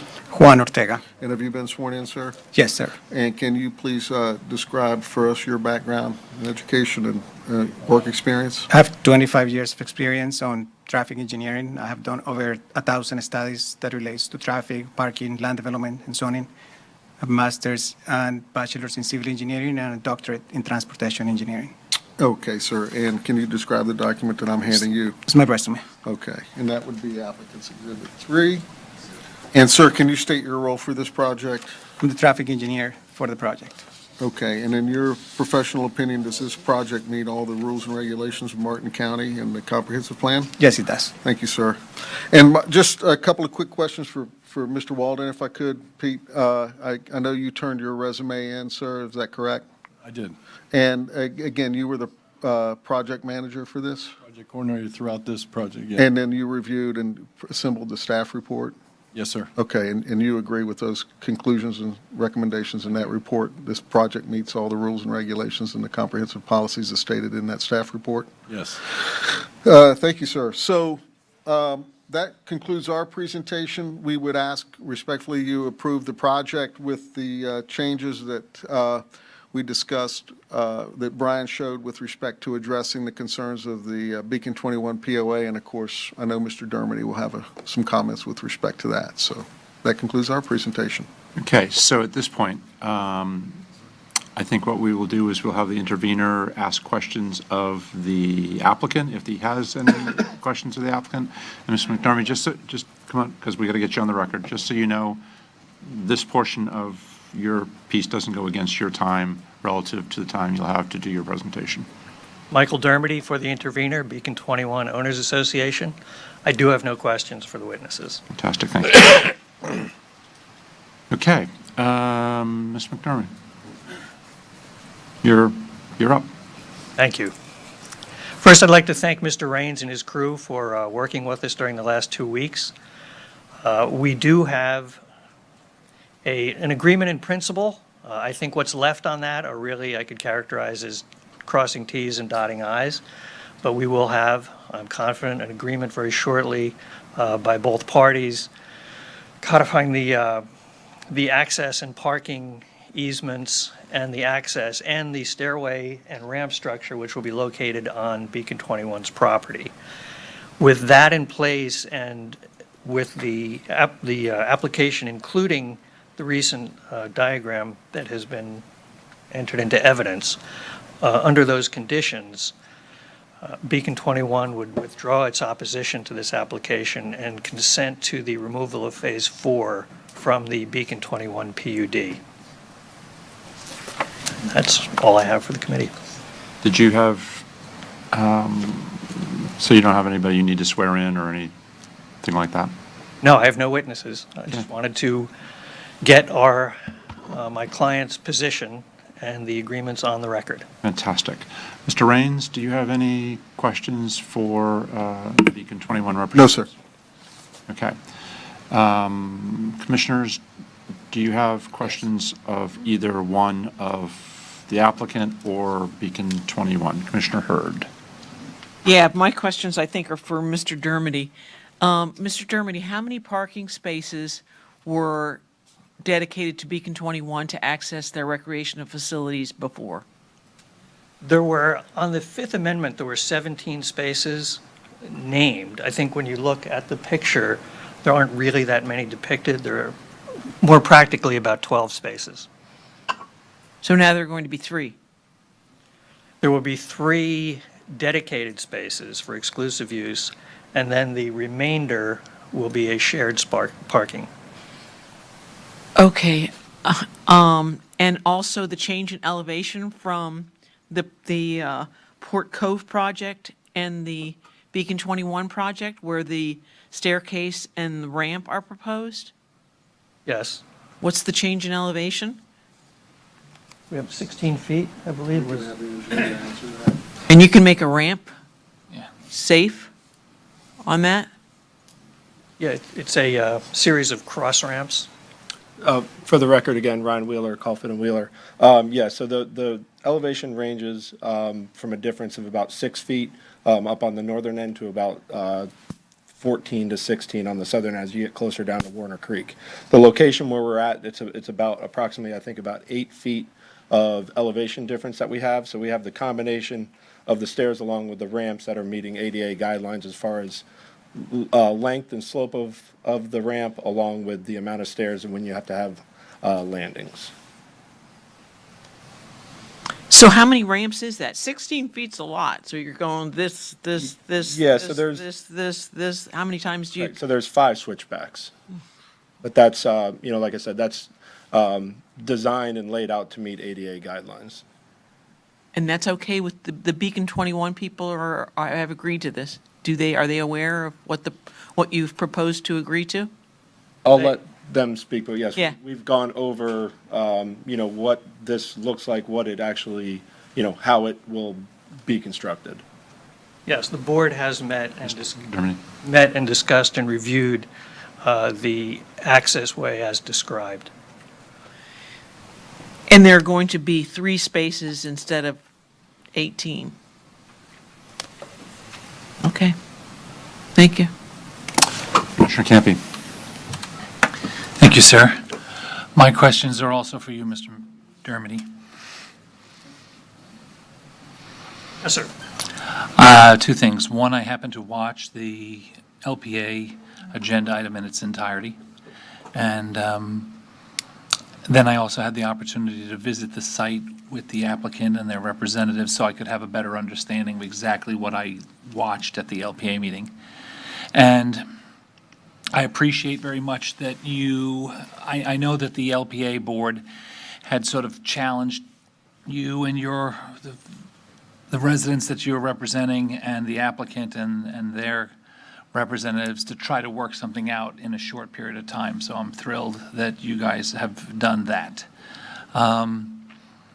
It's a unique set of circumstances on this property because of, it's very echoey, because of the elevation drop, which, in Florida, most of us are not, used to seeing any kind of elevation drop like that. There were a couple of emails that we received, I guess a decent amount of emails that we've received. So you're saying just clearly that you're representing the HOA board. They've had a conversation amongst their board members and feel comfortable that they've entered into an agreement with the property owner and their representatives that the issue then becomes the homeowners will have a conversation with their representatives of their own HOA. Because at the LPA meeting, there was a large crowd of residents. Many of them spoke, and I don't see any of them here, maybe potentially one. But with that in mind, I'm happy. There was a couple of questions that I just wanted to bring up and put on the record and for other people that were following along. There is a lift station, and the way that the curve of Dixie, there was an access gate where I guess Martin County Utilities or others in the situation of an emergency that a rescue vehicle would have to get all the way to the property. I know that there is an opportunity separate of this. It's sort of to the left of this picture here.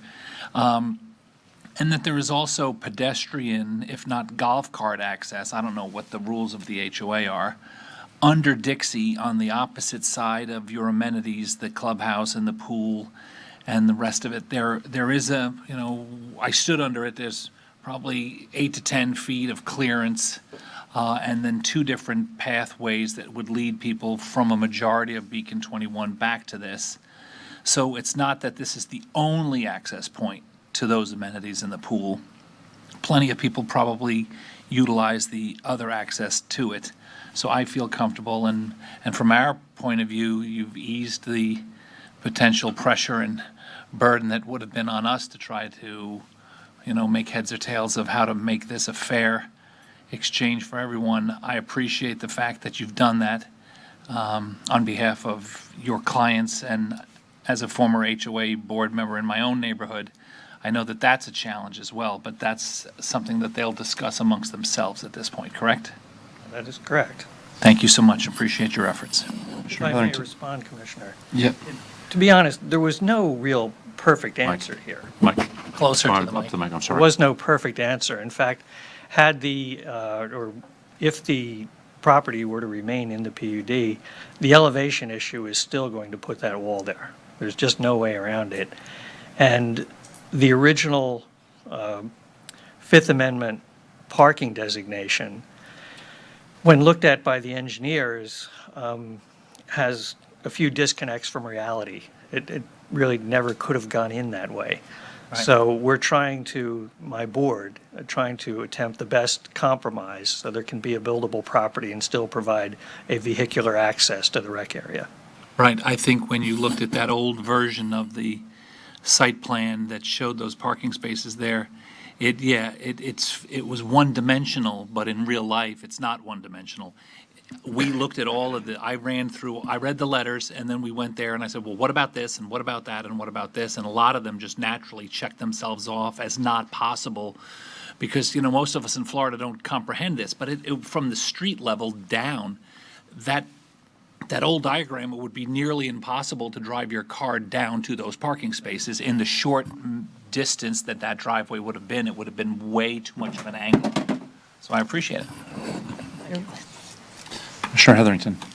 I think with that, most of my questions are answered. I too watched the entire LPA meeting, and you've done a lot of work, and I think it's certainly appreciated, and I think it will be a overall better product for the residents. So thank you. Yes, ma'am. Elise Elder, Senior Assistant County Attorney. I just want to check with Mr. Walden to see if any post-approval authority is needed since we just got the site plan, and make sure we get that on the record. Any motion to approve would have to allow staff to change out Exhibit D for the master final plan and make changes to Exhibit F, special conditions, to allow us to construction plans aren't part of the PUD. So, and Exhibit F would have to have some special conditions addressing the cross-access for the site. You good with that? I'm good with that. My comments are short. Mr. Dermody, thank you very much for all your work and effort on behalf of Beacon 21. Sometimes these things go well, sometimes they don't go well. And we very much appreciate you all putting in the time to work it out with the applicant.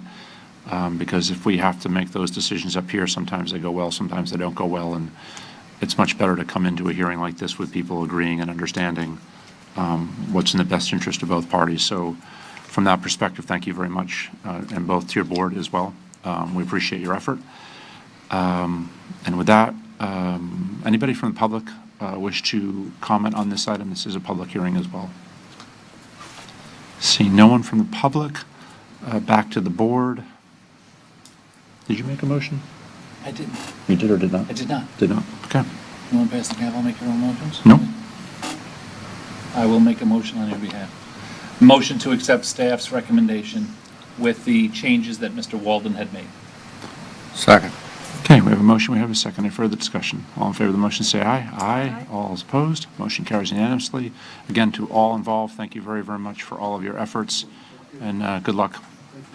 Okay? Ms. Murley? I think I have to recuse myself from here. Nice to see handshaking out there. You got it? Oh, that's the budget hearing, sorry. What am I doing here? Okay, next item up is, it is Ms., no? No, it's Sanskrit. Sanskrit. Stephanie. You don't look like Stephanie. Oh, diverting. He's going to do the update. Oh, you're deferring. Okay. You're a facilitator. But let me just. Noted. Good idea. Mr. Abate? Good afternoon, Kevin Abate, Parks Director. And George Zama, Public Works Deputy Director. And I'm afternoon. Christy Brotherton, Chief Procurement Officer. I just wanted to start off by saying this item does contain a recommendation for contract award, so Commissioner Heatherington, you'll need to abstain from Got my voting. light on. Got my So, light on. the next person up will be Commissioner Heatherington. Yes, this item for our construction, I believe bid on Sandsbrit Park Boat Ramp. As an employee, I'll be abstaining, and I have completed my Form 8B. Okay. Okay. So brief little history, back in 2020, the Board of County Commission designated the Parks Department to look at addressing of countywide boat ramps. We do have 10 boat ramps in the county. We created a list of our top 5 priority, which the board did fund some of our design work. So since then, of course, Sandsbrit Park was our highest priority. We completed the permits in September of 2021. And then Stewart Causeway is our second priority. That's currently in the permit phase. And then right now we have Jensen Beach, Boat Ramp, Charlie Layton, and Janus Fish Camp as we're in the negotiation phase for their design. Sandsbrit Park Boat Ramp is 2 boat ramps accommodating 4 boats at any given time. Is our busiest boat ramp. Our traffic counts, we do traffic counts on launches, and our last traffic count in 9 months, we did 7,600 boat launches out of there, and we estimate to do around 10,000. And it's, of course, due to the proximity of the inlet. So we basically have 50% of all launches at Sandsbrit Park, and it is our highest priority boat ramp. Some of the project highlights for the boat ramp are to address resiliency issues relative to king tide events, improve usability. We're adding floating docks, concrete aprons, extending the docks and the ramp lengths, and of course, addressing our ADA accessibility concerns. And really what we're doing is modernizing both boat ramps. Our goal is to keep at least one of the boat ramps open during construction at all time while using an approved maintenance of traffic plan.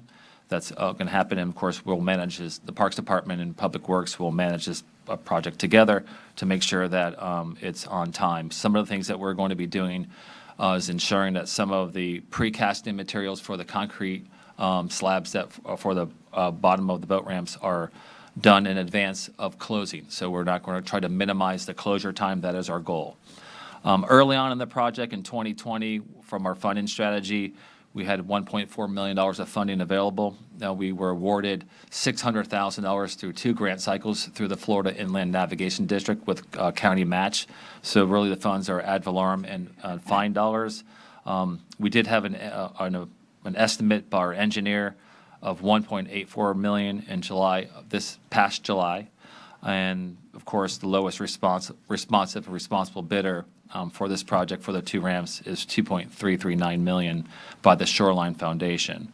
One of the things we did in anticipation of rising supply chain costs is that we went ahead and we've already made improvements to Stewart Causeway's boat ramps through the fixed piers. We replaced all the pylons, we replaced all of the wood, we've done some concrete work. It's a 2-year fix that will buy some time to appropriately fund the next boat ramp priority in the next 2 years, and also try to achieve some additional grant dollars. So that's our funding strategy going forward, but our priority now is Sandsbrit Park. As you know, we are short funds. It's approximately $900,000. We're looking for $200,000 of the ask for the $1.1 million are to manage the project itself, which is not part of the funding of this from the Public Works side, and also some built-in contingency funds. Some notable things that you should just be aware of relative to this project is that we do have permits with deadlines through DEP, Army Corps of Engineers. We did spend about $90,000 in design, engineer, and permitting. And of course, the Florida Inland Navigation Grant also has a 2-year deadline. So we do have some challenges if we don't go forward that we'd really have to, the board would have to really consider in not doing this. So that is my short, brief outline of our last 2 years of work. Thank you. And then I just wanted to highlight what was, much like what was brought up earlier, is some of the more prevalent issues that we have, county and CIP-wide, is the difficulty in maintaining our project budget estimates and all of our projects within the CIP. We've been experiencing cost increases since January 2020, upwards of 40 to 50%. So much like this project, which is upwards of a 45% cost increase, the dinghy dock that was just awarded and approved was another 40%. We're experiencing this with the septic to sewer program, neighborhood restoration projects. It's becoming a prevalent issue that's going to affect the CIP moving forward. I commend staff and all the departments for trying to keep projects moving along in their commitment to level of service and finding different varying funding strategies from moving budget surpluses from other projects to accommodate, as well as additional grant funding to increase matches. But we're getting to the point where it's catching up to us, and moving forward, it may affect the timeline of other projects. So, and with that, we're all identifying, priorities in infrastructure, much like this. This is a deteriorating boat ramp.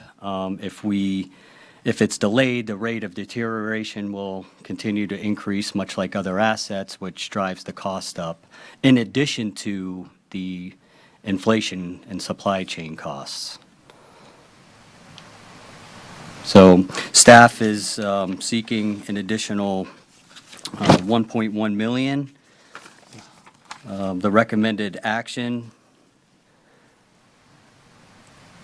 is to move that the board award the contract to the lowest responsive and responsible bidder, Shoreline Foundation, Inc., in the amount of $2,339,830, and move that the board adopt the amended CIP sheet for the Sandsprit Park boat ramp replacement, which reflects the necessary funding sources to fund the bid award, and move that the board approve a budget transfer of $1.1 million from the general fund restricted reserves, and move that the board authorize the county administrator or designee to execute any and all documents related to this request.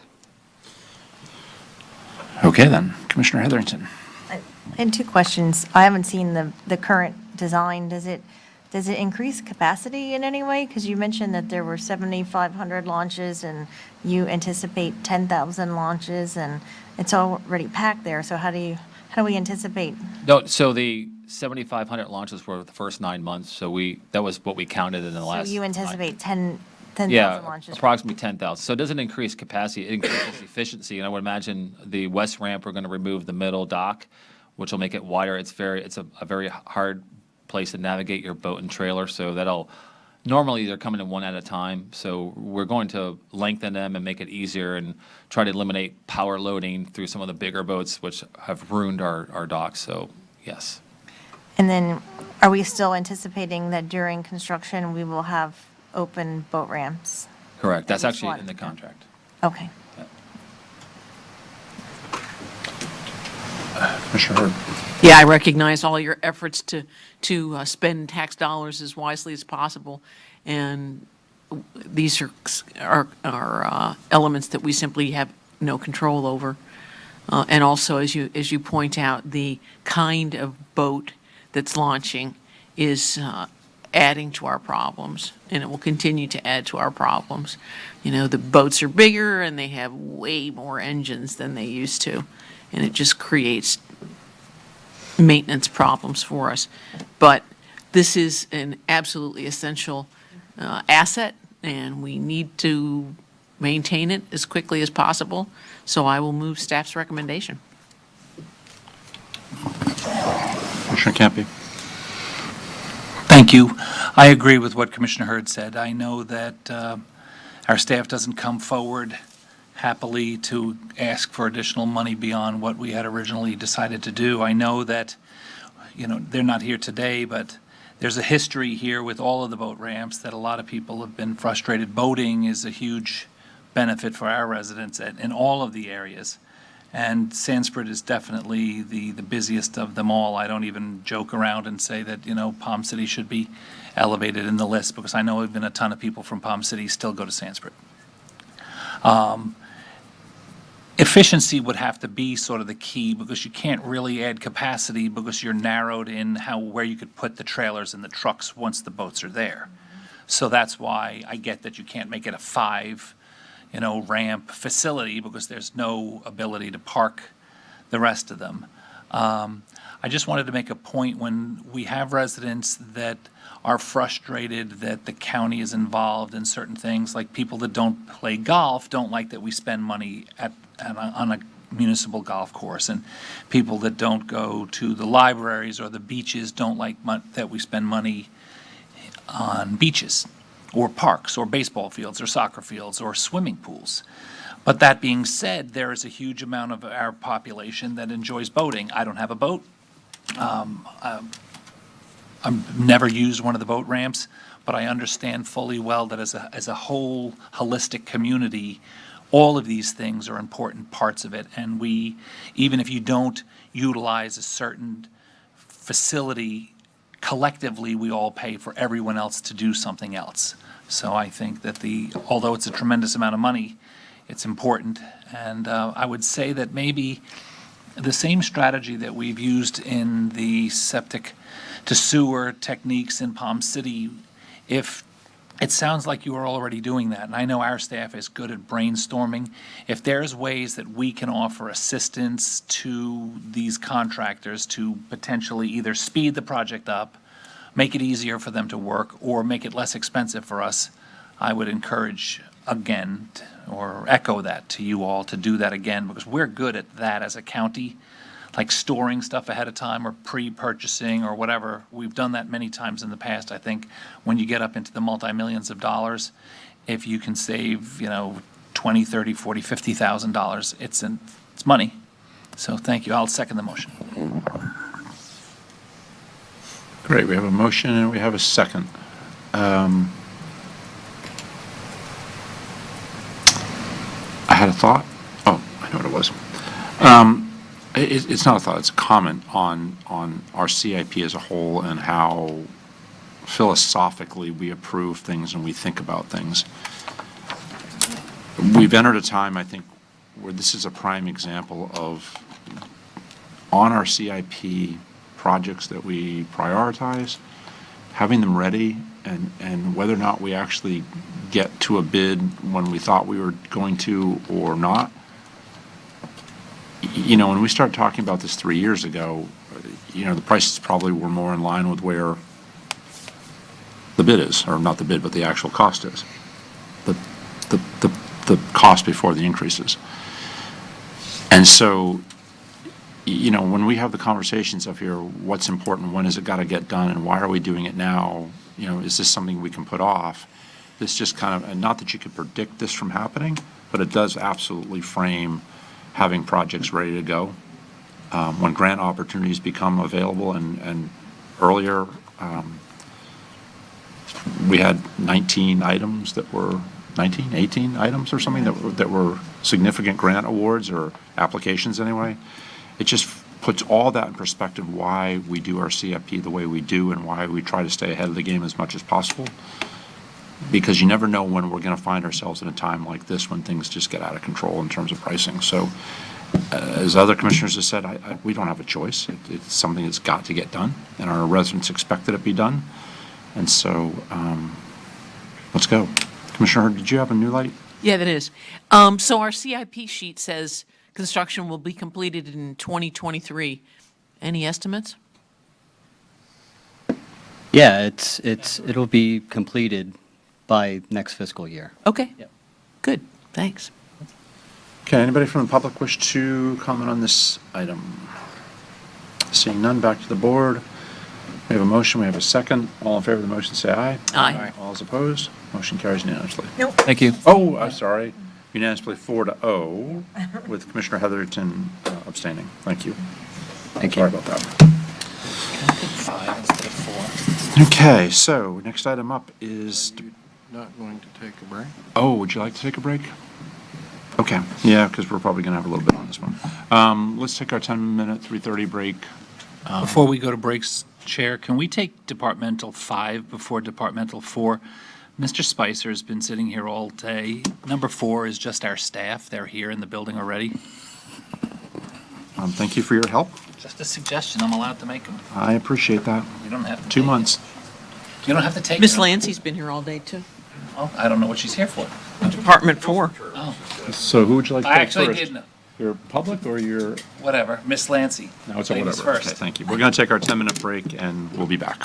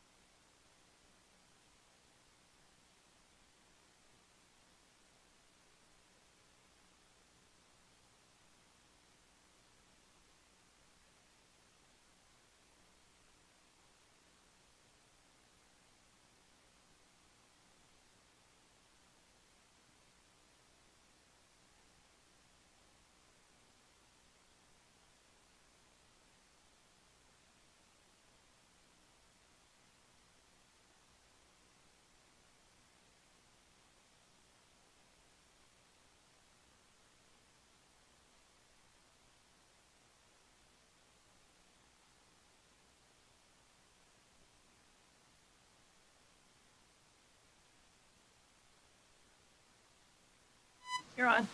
Okay, welcome back from our afternoon break. We are going to take up our gopher tortoise first. And we've got folks that have been waiting all day for both items, and so we'll stay right in line with where we are.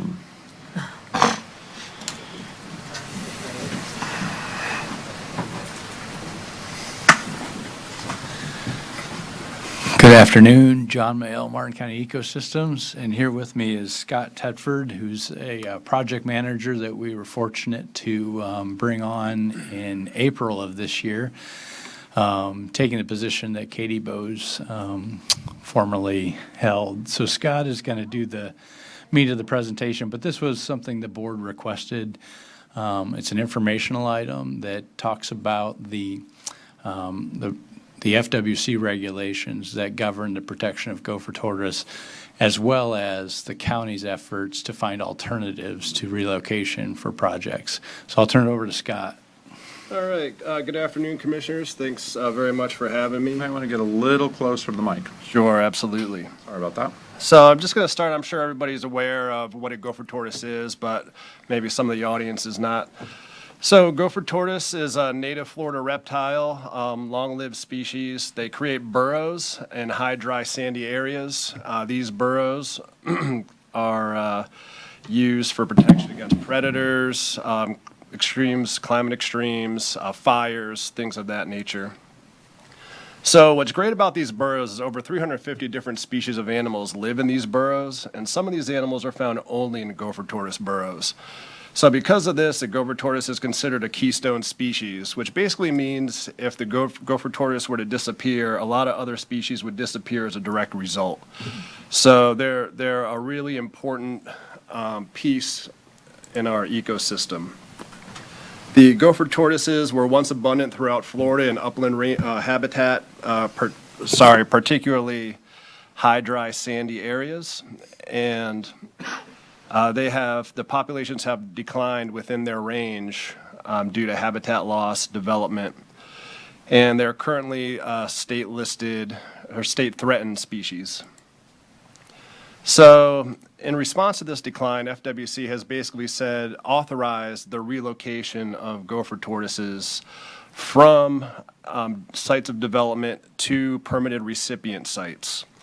And so it's known that gopher tortoises can respond fairly well to relocation if the relocations are responsible and humane relocation.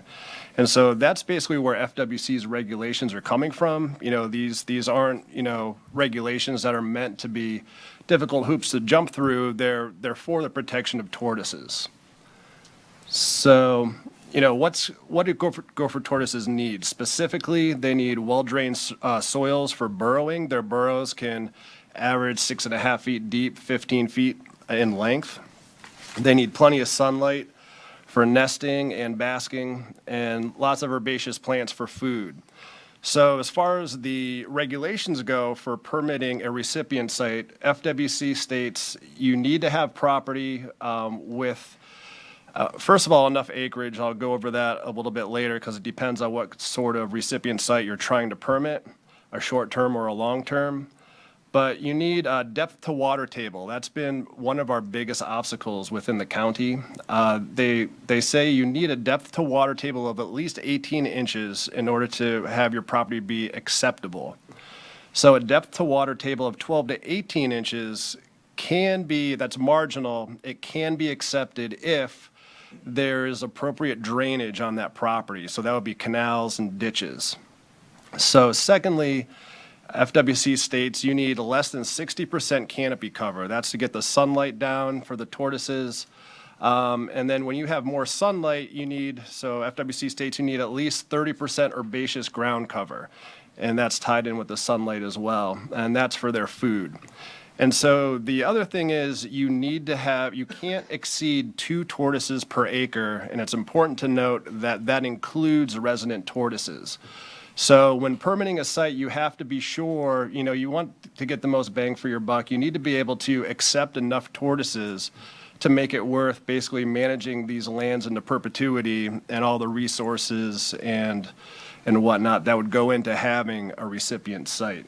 So just as a reminder, as we go through this phrase permittable habitat, we're going to use that phrase over and over. We're not going to go through the requirements every time, but all of these things will apply every time that permittable habitat reference applies. Sure, and if you've got questions, feel free to just jump in. So first, I just wanted to go through some of the options. So if you're going to displace a tortoise or some tortoises for development, so you've got the 10 or fewer burrow option. And so that's for smaller projects. If there's 10 or fewer burrows, you can either keep them on site if the habitat's appropriate, or you can relocate them to a recipient site if the habitat's not appropriate. That's sort of the base permit. So if you've got a situation where you've got more than 10 burrows, and you want to keep them on site, there is an option called a conservation on-site permit. So in order to qualify for this, you need to basically have at least 40 acres of contiguous upland appropriate habitat that follows the FWC guidelines. And again, you know that you can't exceed 2 tortoises per acre. And so the mitigation fees for this are fairly high. It could be up to $3,200 per tortoise. There can be a relaxing of the mitigation fees if your site happens to be a protected site, which, you know, is often not the case. So the other option to keep tortoises on site is called the Contiguous Public Conservation Lands Permit. So if you've got a development site that's immediately adjacent to a public conservation land, and the definition of public conservation land is publicly owned land that is managed specifically for conservation, you can relocate the tortoises onto that land if it's contiguous. And contiguous basically means you can't have anything that would block those tortoises from going there naturally. So you can't have a public road, a river, a railroad track. The tortoises basically would need to reasonably make it there on their own if there was no development and they're just wandering around in the woods. So there's lower mitigation fees for this because the public conservation lands offer protection. And so the fees basically are contingent with protection of the land and habitat. So if you don't qualify for an option to keep tortoises on site, you basically have the option to relocate to a recipient site. So we'll get into the 2 types of recipient sites that the county are looking into currently. The first is a short-term recipient site. So you need basically 25 contiguous acres of appropriate land that follows the FWC guidelines. Again, 2 tortoises per acre. Protection by a conservation easement, a 50-year conservation easement. And you don't need, the managing agency does not need proof of financial assurance for this, and you also don't need to commit to 25 years of monitoring. But with there's some new guidelines coming out from FWC that mitigation fees will be lowered in the future if the managing agency were to commit to 25 years of monitoring. So the second is a long-term recipient site. And for the long-term, you need at least 40 acres of contiguous habitat. Again, appropriate habitat. You need actually a conservation easement into perpetuity. You need, the managing agency needs to show proof of financial assurance that they have the funds to manage this property. So basically, when you make get a recipient site permitted, you need to make a gopher tortoise management plan. And that management plan spells out how you need to manage that land. Generally with fire, you can do some mechanical treatments, which are mowing, or things of that nature to get more herbaceous species. But you need to show that you have the money and funds to do that, and you need to show a plan to do that, and you need to basically commit to doing that. It's a long-term commitment of staff resources and so on and so forth. And because the long-term recipient sites are protected, there are lower mitigation fees for this. So I think, you know, if we were to do this, we'd probably want to shoot for a long-term site because we don't want to be paying, you know, exorbitant mitigation fees. So Martin County's efforts. So Martin County staff have been basically focusing or, you know, hoping to find an appropriate spot on Martin County managed lands. And so Martin County managed lands, we've got a handful of lands. A lot of them are small parcels, okay? But we've identified some of the larger parcels that do have what we deem to be the best chance to have appropriate habitat, enough acreage. And so the first two properties that were presented to FWC for consideration were the Gables property, and that's up off of Green River Parkway, kind of across from Savannah's Preserve State Park, and Hawks Hammock, which is kind of borders the highway out off of Citrus. So both of these properties, unfortunately, were denied by FWC, and the reason was the soils were not appropriate with their depth to water table measurements, okay?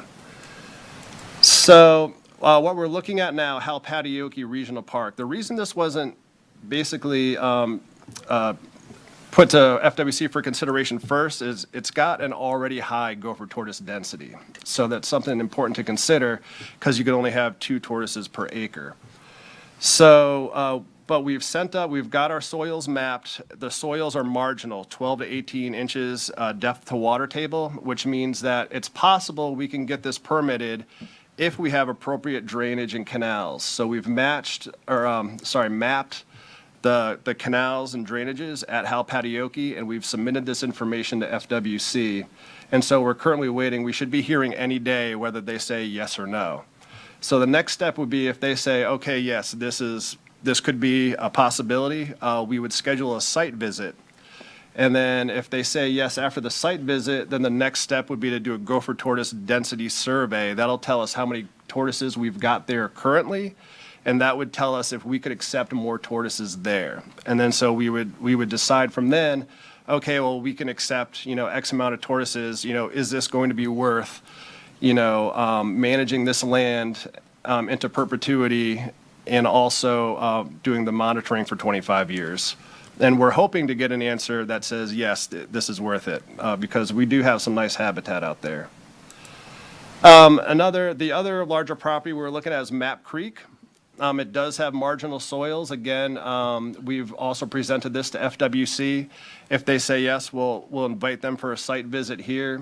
There is a future water quality project that'll be happening on this property that may, make this not the best spot to do this, but it is in consideration. So I think some of the better options are partnership options. So some of the larger conservation lands are managed not by Martin County staff, but by South Florida Water Management District. We're talking about Alapata Flats, Hungry Lands managed by FWC. We've reached out to both of these agencies. Both of these agencies are interested.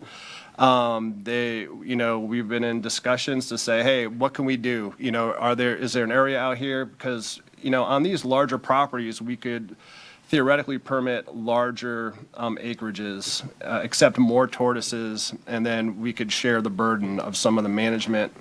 And so it might be a win-win. There's also a couple of large properties, the Harmony Ranch and Williamson Ranch, but they're improved pasture.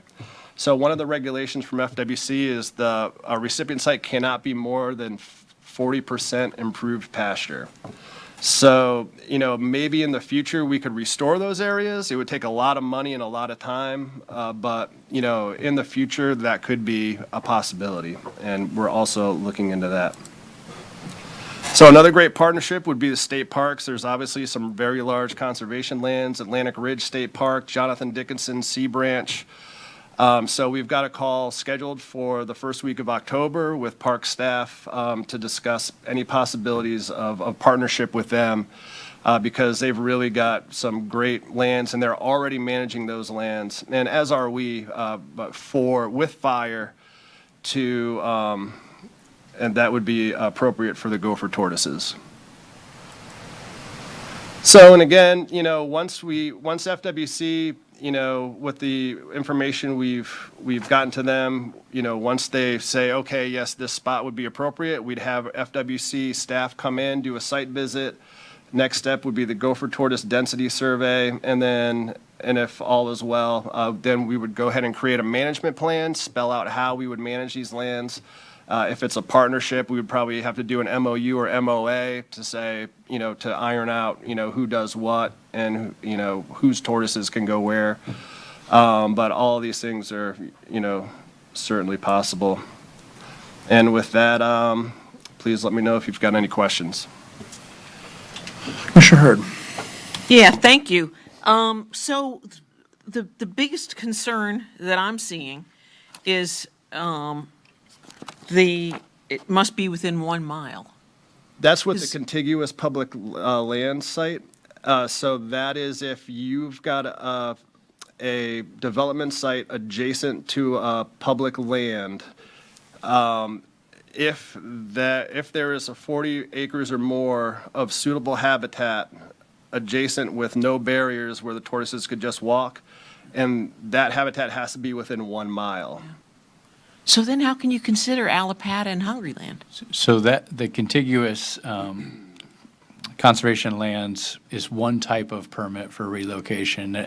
Every other permit would not have that same restriction. Okay. So you can relocate, there are limitations, particularly if you have a dramatic climate differential, they'll restrict some of that, but that 1 mile is only if you're applying for that contiguous Okay. conservation lands permit. So then it looks to me like my armchair assessment is that Sea Branch Park, Atlantic Ridge, and Jonathan Dickinson would be really, really good choices. They're real close to our urban boundaries. They're look like they're really, really decent habitat. Also for short term, the 25-acre ones, Maggie's Hammock Park fits that, and I run in there every day, and there are gophers in there, but there aren't 2 per acre. And Twin Rivers is also more than 25 acres. I think it's 28. So, but they may be at carrying capacity because there are a lot of gophers there. But at least those would qualify perhaps for the short-term ones. Yeah. We'll definitely look into those in detail, and you're right, those habitats are prime, which it's not an accident that the FWC regulations dictate habitat that gopher tortoises like. And so when we find that habitat, we often also find gopher tortoises. Yeah. Terrific. Thank you. We also have our Hope Sound Scrub Preserve, and also Hope Sound Water Company owns, or the SMRU, all our land around. That's that's perfect habitat for that. Yeah. That's a good consideration too. So, I know this is going to sound a little stupid. Did anybody ask the gophers? Because, like Savannah State Park, along the fence line, and I don't know why they like the fence line, there are way more than 2 per acre. I mean, they're like 2 every 15 feet. Well, And so but it would be interesting to understand the standard. In their natural space, they don't seem to apply that kind of density. That I agree with you on that. They do seem to like disturbed areas along fence lines. At Jonathan Dickinson, some of the old Camp Murphy areas, the areas they seem to really enjoy, or many of them, would not pass the current FWC regulations. So that may be, something, again, that would be, interesting to bring up to FWC. I mean, all they got to do is just literally go study Savannah State Park. They're everywhere. I think your point is that maybe they could relax that concentration regulation, not that they should move some tortoises out of there because. Yeah, no, it's more in their natural space, doing what they want to do without being interrupted. They seem, now, I never see 2 together. That never seems to happen. But if you bike up that sidewalk up Green River Parkway, you'll go by 20 burrows between here and Port St. Lucie's boundary. And then on the east side of Green River on Gents Beach Boulevard, the same thing along the fire line where the fence is. There's always 10, 12, at least burrows along that stretch. And then on Green River Parkway going south, it's not unusual to pass 10 when they're out on the side of the grass eating, and I don't know where their burrows are exactly there, but they seem to really like it there. Sure. And that must be the food source, I imagine, the grass or whatever they're eating. But anyway, hopefully the savanna stays in the mix of choice, but everybody else has their ideas too, and great. They're part of the conversation in October, so we'll definitely discuss for sure. Mr. Donaldson, you had something you wanted to add? I was just going to say that just in terms of the gopher tortoise issue, it was an issue that came up with the Florida Inland Navigation District when I was on the board many times, because they would come to the spoil sites and want to burrow underneath the fence lines and things like that. But it is, I'll just remind the board, it is a significant issue actually on the state level in terms of all of how it affects. And there are so few sites because of the challenge to find recipient sites. So my only comment was that I would ask that staff kind of stick to working within the current rules. I realize there is an issue of how the rules are constructed, but there is a lot of other interest going after the FWC over how the rules are constructed, and I'm not sure that us entering into that fray is appropriate at this time. It may not be, but again, in their natural setting, they're not paying attention to the rules. We agree with that. I just At say all. there's a whole nother conversation there that I'd like to avoid getting into if we can. Try signage. Try signage? Yeah, I don't know how well they read either. I'm not sure that's. So what do you need from us? Anything? This is just an informational item. Ms. Lancy, did you want to talk to this? I know you talked this morning, but you waited all day, and I can't, I'm sorry. Thank you very much. Yes.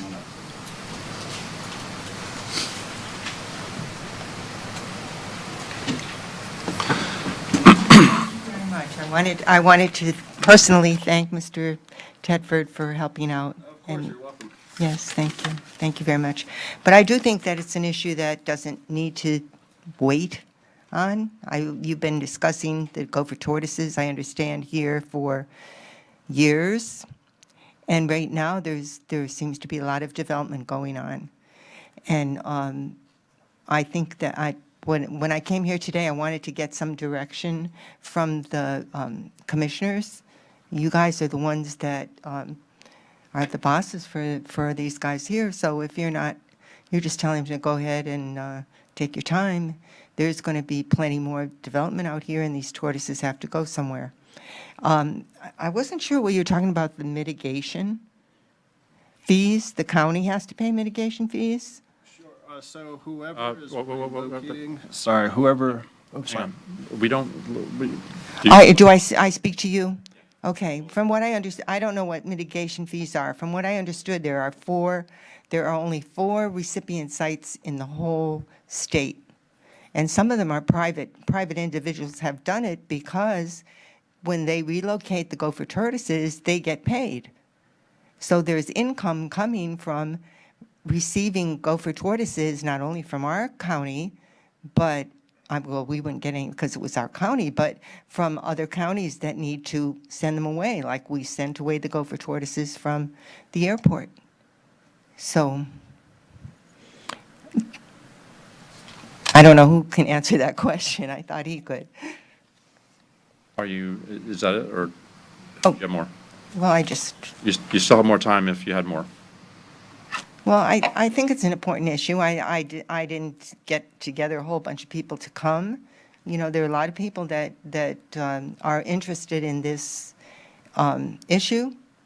I mean, the state is interested in it, and now all these regulations and rules have come up. I'm sure as the longer we wait, the more regulation they're going to have. But right now, we need to find some sites to keep them here and keep the other wildlife here that relies on the gopher tortoises. So I think it's an issue that I would like to see some action on rather than postpone it. And it seems like we're taking the right steps. I'd just like to see it happen quickly. Thank you. Anybody else wish to talk on gopher tortoises? Seeing none. John, Scott, you want to add anything more? No, sir. Can I just make a quick? Commissioner Heatherington? So to Ms. Lansing's point, if we found a suitable habitat, not only could we use that for our own relocation, we could be a recipient site if permitted. Is that? That's true. I mean, it's an oversimplification perhaps because, first of all, it'd have to be suitable habitat. It'd also have to meet the density requirements. And then we probably have to hire people to manage that. They're in all likelihood, a site that would ultimately qualify would probably require some restoration investment. And then if it were anything smaller than hundreds of acres, you'd fill it up pretty quickly if you opened it up to the private world, and then you'd be managing it for 25 years after providing 1 year of relief from, relocations. Sounded better the way I said it. It did. Yeah, so that's an important point. So if we get a nice big 200-acre site, relocation site, can we only put Martin County gophers in there, or do we have to take relocated tortoises from all over Florida? Because, man, you could fill it up fast. It's a little bit of uncharted territory because I don't think a local government has taken on that role before. It has all been private mitigation banks to this point. It's something that we've talked about at a staff level that our desire would be to preserve it for county projects because it would fill up very quickly and then we'd have the burden of maintaining it forever. But I don't think that's totally resolved, is it? I had spoken to FWC with that specific question, and there's no regulation saying that we couldn't accept tortoises from anywhere that we wanted to. But the big question is, would we want to, and, would we want to be competing with private mitigation banks? So, yeah, it's. And that was the mitigation that Ms. Lansky was asking about, was the costs of mitigation on private property? That's actually, the mitigation fees are to FWC. Okay. When there's situations where you're relocating tortoises to an area that's maybe unprotected, FWC charges you more, a mitigation fee, for doing so on top of what you're paying the recipient site. And somewhere in your presentation, there was a figure of $3,200 a gopher? Sure, for the Sure. higher mitigation fees. And some of those are changing, and they are lowering some mitigation fees for certain things like volunteering for monitoring on short-term sites. And if there's certain habitat requirements met, some of the mitigation fees could be lowered. A long-term recipient site, I believe the mitigation fee is only like a couple $100s per tortoise. So it varies. And you're going to have a lengthy conversation with FWC the first week in October? That's with the Florida State Parks. Okay. Oh, okay, to talk about, great. Thanks. Anybody else? Don? I just thought I would clarify, I think what staff is going to continue to do is to first find a recipient site that we don't have to relocate any gopher tortoises that are from a county project. And then if we could work with a partner that would be, whether it be a DOT or state parks, that would allow for county projects along with some others, that would be the next step. And before we embarked upon anything larger, we'd need board direction on something that was going to be at a scale larger. So I think that's where we're headed right now is securing up a site that we already own or we can partner with so that we won't have the airport tortoises being exported out of the county, that they can go to an internal site. So the next steps are meeting with the agencies, meeting with the state, different agency departments, whichever, and finding out who wants to be part of it, who doesn't want to, who believes that their properties can qualify or can't qualify, working out agreements with them, and coming back to us at some point in the near future with some kind of plan. Yes, sir. Is that accurate? Yes, sir. Awesome. Anybody else? Thank you very much. Thanks. Have a great day. Okay, last item on the agenda, I think. Request for. Okay. Sorry. I'm just asking what Katie went. Request approval for the third amendment to option to the lease between Martin County Fairground Association and Martin County Board of County Commissioners. You don't look like Mr. Donaldson. I am not. You are Carlos Segura. I am. Carla Segura, real property manager. This is a request for approval of a third amendment to the option to lease between Martin County Fair Association and the Martin County Board of County Commissioners. In December of 2019, the board approved an option to lease and public purpose lease agreement with the Fair Association for use of the county-owned property. In July of 2020, the fair asked the county to extend the option for 2 years, which provided for a new termination date of November 15th, 2022. On September 6th of this year, the county administrator received a letter from the Fair Association requesting an extension of time for them to provide their financial certifications. Approval of a third amendment to their optional lease will grant them 2 additional years to submit their financial certifications and exercise their options to enter into the lease agreement on the county-owned property off of Martin Highway in Indiantown. The option currently has a deadline to submit their final certification of September 15th, 2022, and the requested extension would extend that date to September 15th, 2024, with a new termination of November 15th, 2024. We ask that the board approve the third amendment to option at lease, extending the dates for submission of the final certification and termination date of the option at lease. If there's any questions, we'll be happy to answer. Maybe before we go to us, Mr. Spicer, do you want to come up and tell us anything? I don't know. You got lots of animals, though. Get to it. I can be one of them. Jay Spicer of Martin County Fair Association. Raising money's hard. It's real hard. But we do have movement. It's not like we're upstream with nothing. We have hired a funding and development consultant for lots of money, and that's starting to show some yield. We do have about $330,000 worth of donated land clearing to do one of the next items that'll be coming up shortly. That's all ready to go.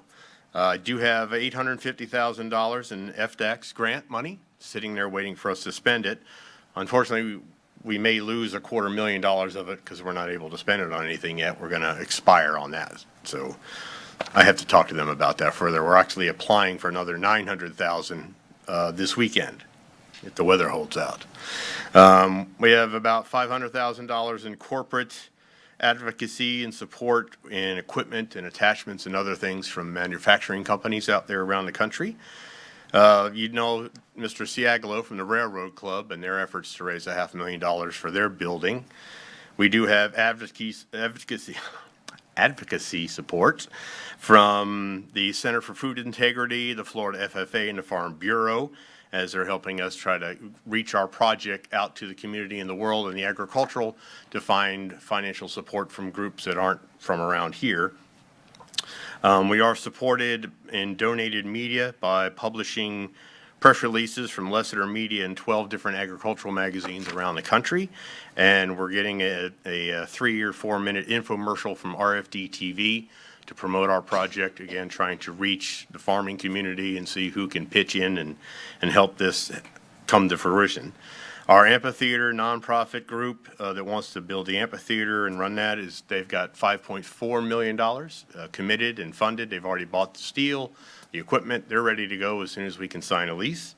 I've got $6.5 million in educational farming grant money from for the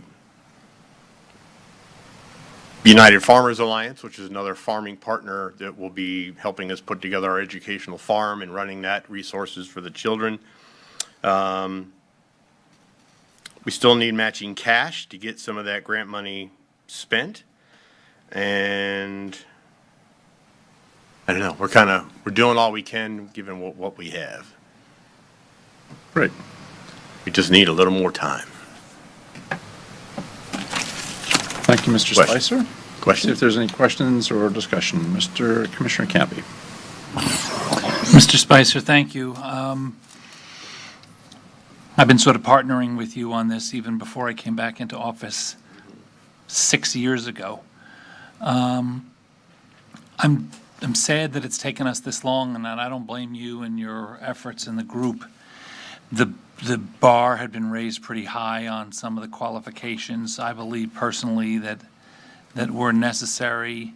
You've had a global pandemic that nobody was prepared for. Now you are dealing with what we've just heard from our staff in terms of we agreed that everything's more expensive. Inflation rates and product supply chain issues and just everything's more expensive. People are, consumer optimism is down. I would say that, the political environment nationally, globally, has caused a lot of people that normally would have been a little more generous to write checks to be a little more reserved.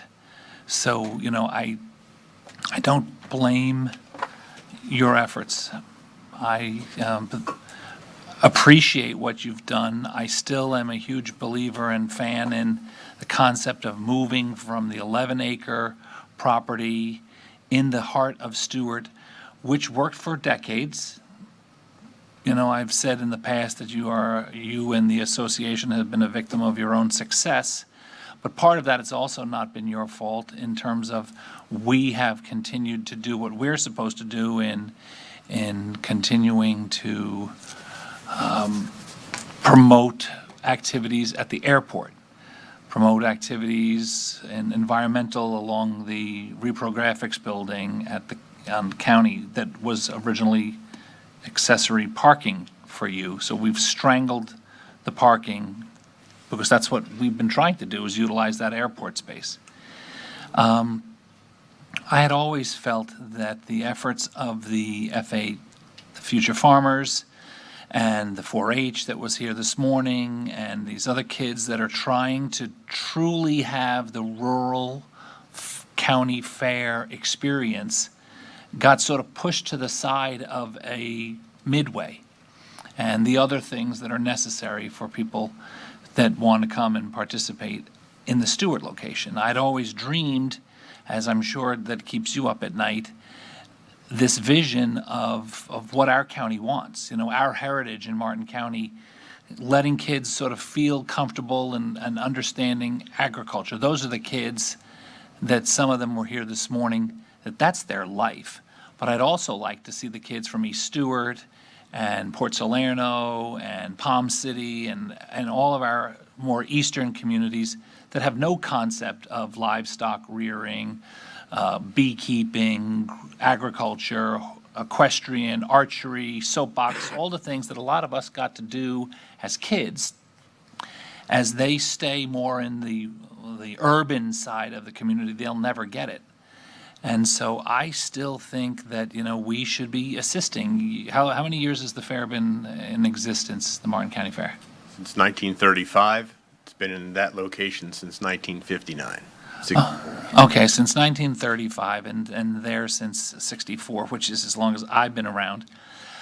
So it's not like you're some Johnny-come-lately, fly-by, middle of the night kind of a group or an organization.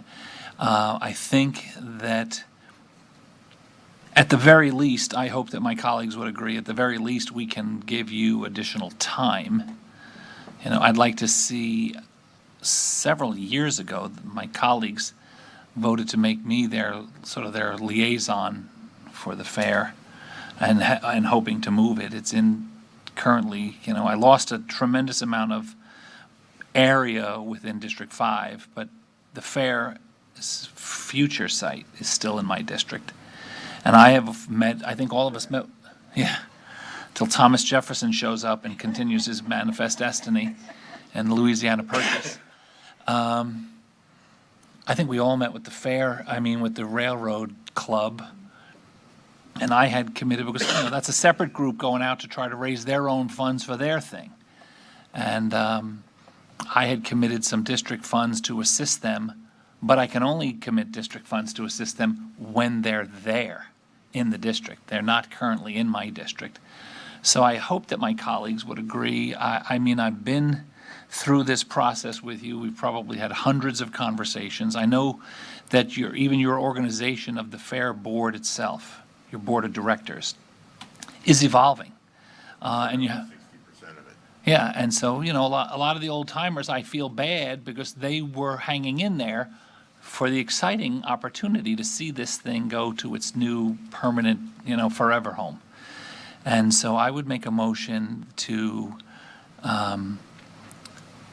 approve the extension. Let me see, move that the board approve the third amendment to option to lease, extending the dates for submission of the financial certification and termination date of the option to lease. I think that's a fair thing for us to do, to show our non-financial commitment, at least from my point of view, our non-financial commitment to assist you and the others that are working to create a wonderful opportunity for not just Martin County residents, but for the whole region. I know when we talked about moving out west, that there's a possibility you'd lose some people that attended the fair here, but you would also then open up all of the folks in Okeechobee and western Palm Beach County and in the middle of the state. Indiantown is ready for it. You've partnered and were very fair-minded when it all comes back with the Indiantown High School and when we altered your footprint. The other thing that I'd like my colleagues to at least take into consideration, and staff, is the fact that a tremendous amount of money was spent. Some of it was donation of professional services from experts, but some of it was paid by the Fair Association to create some of those needed plans.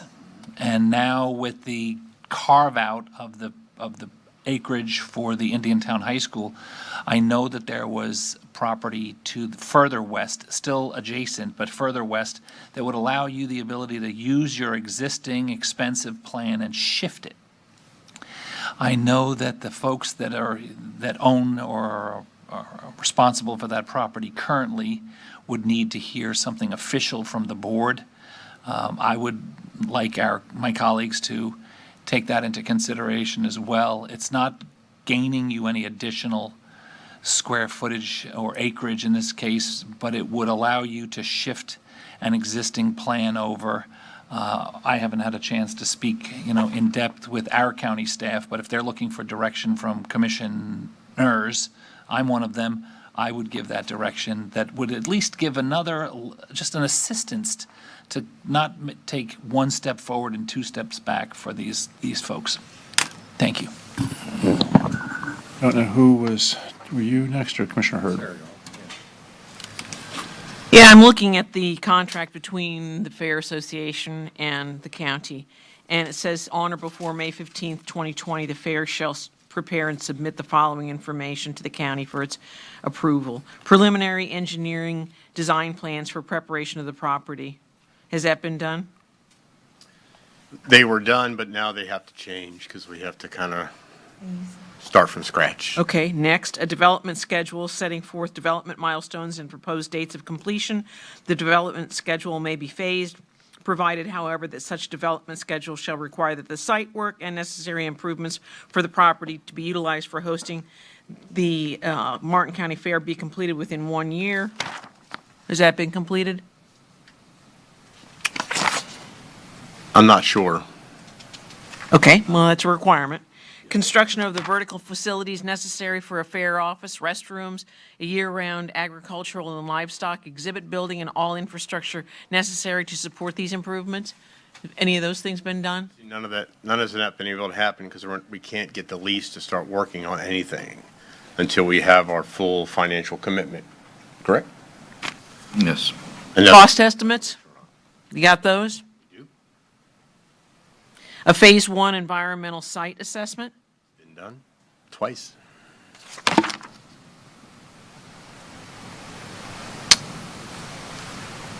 Written certification by your treasurer and accountant and its lender that the fair has assets or pledged assets of no less than the full amount of the certified development cost for the minimum improvements that are required during the first 5 years? That's where we're short, ma'am.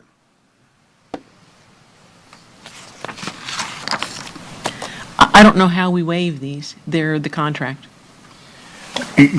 Commissioner, nothing's been waived, it's simply a time extension. So we don't have a lease with the fair at this time, they have a lease option. The lease goes into effect when they've met the conditions of the lease option. This gives them another 2 years to obtain the requirements of the lease option, which has that financial surety that's required in there.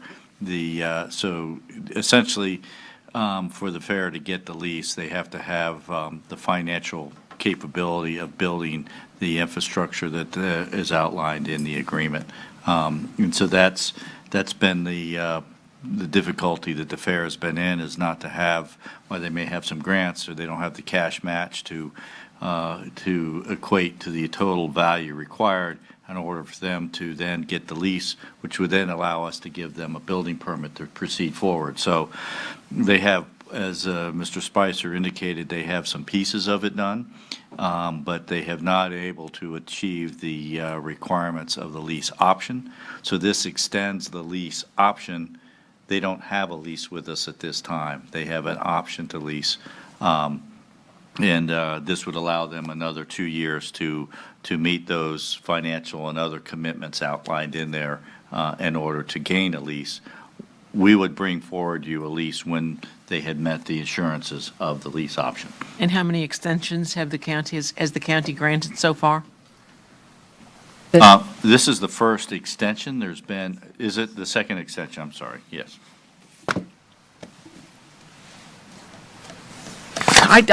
This is a common refrain of mine. We don't protect our assets as well as we should. We sign contracts and then we don't enforce them. And this is just another example of the county having an extraordinary asset, the best of intentions. But man, we've got to maintain and enforce our assets.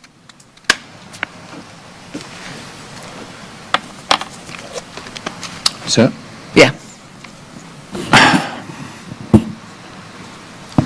If I can chime in just on that last part, I think, Ms. Woods, unless you can tell me if I understand this not correctly,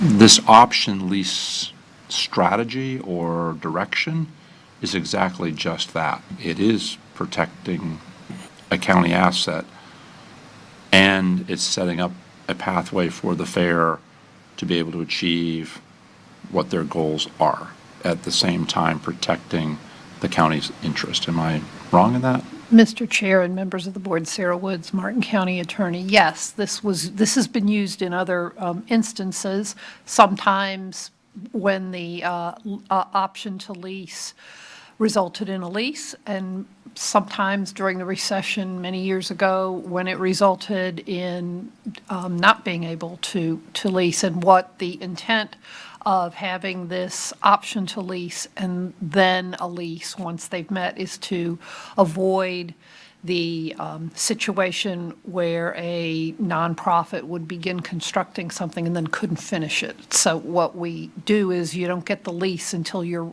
ready to go with you've got the commitment for the funding, whether through pledged funds or lenders, whatever it may be. And so it has been successfully used in the past to protect the county's assets and keep us from a half-built project. So all this is a request to extend the option. Thank you. Commissioner Jenkins. Jay, are you and your board in agreement with the terms of this agreement? Of the extension? Of the agreement. Of the agreement. It's iffy. Okay, so we're talking about extending an agreement that you're not, we've had numerous meetings that you and your board are not happy with the terms of the agreement.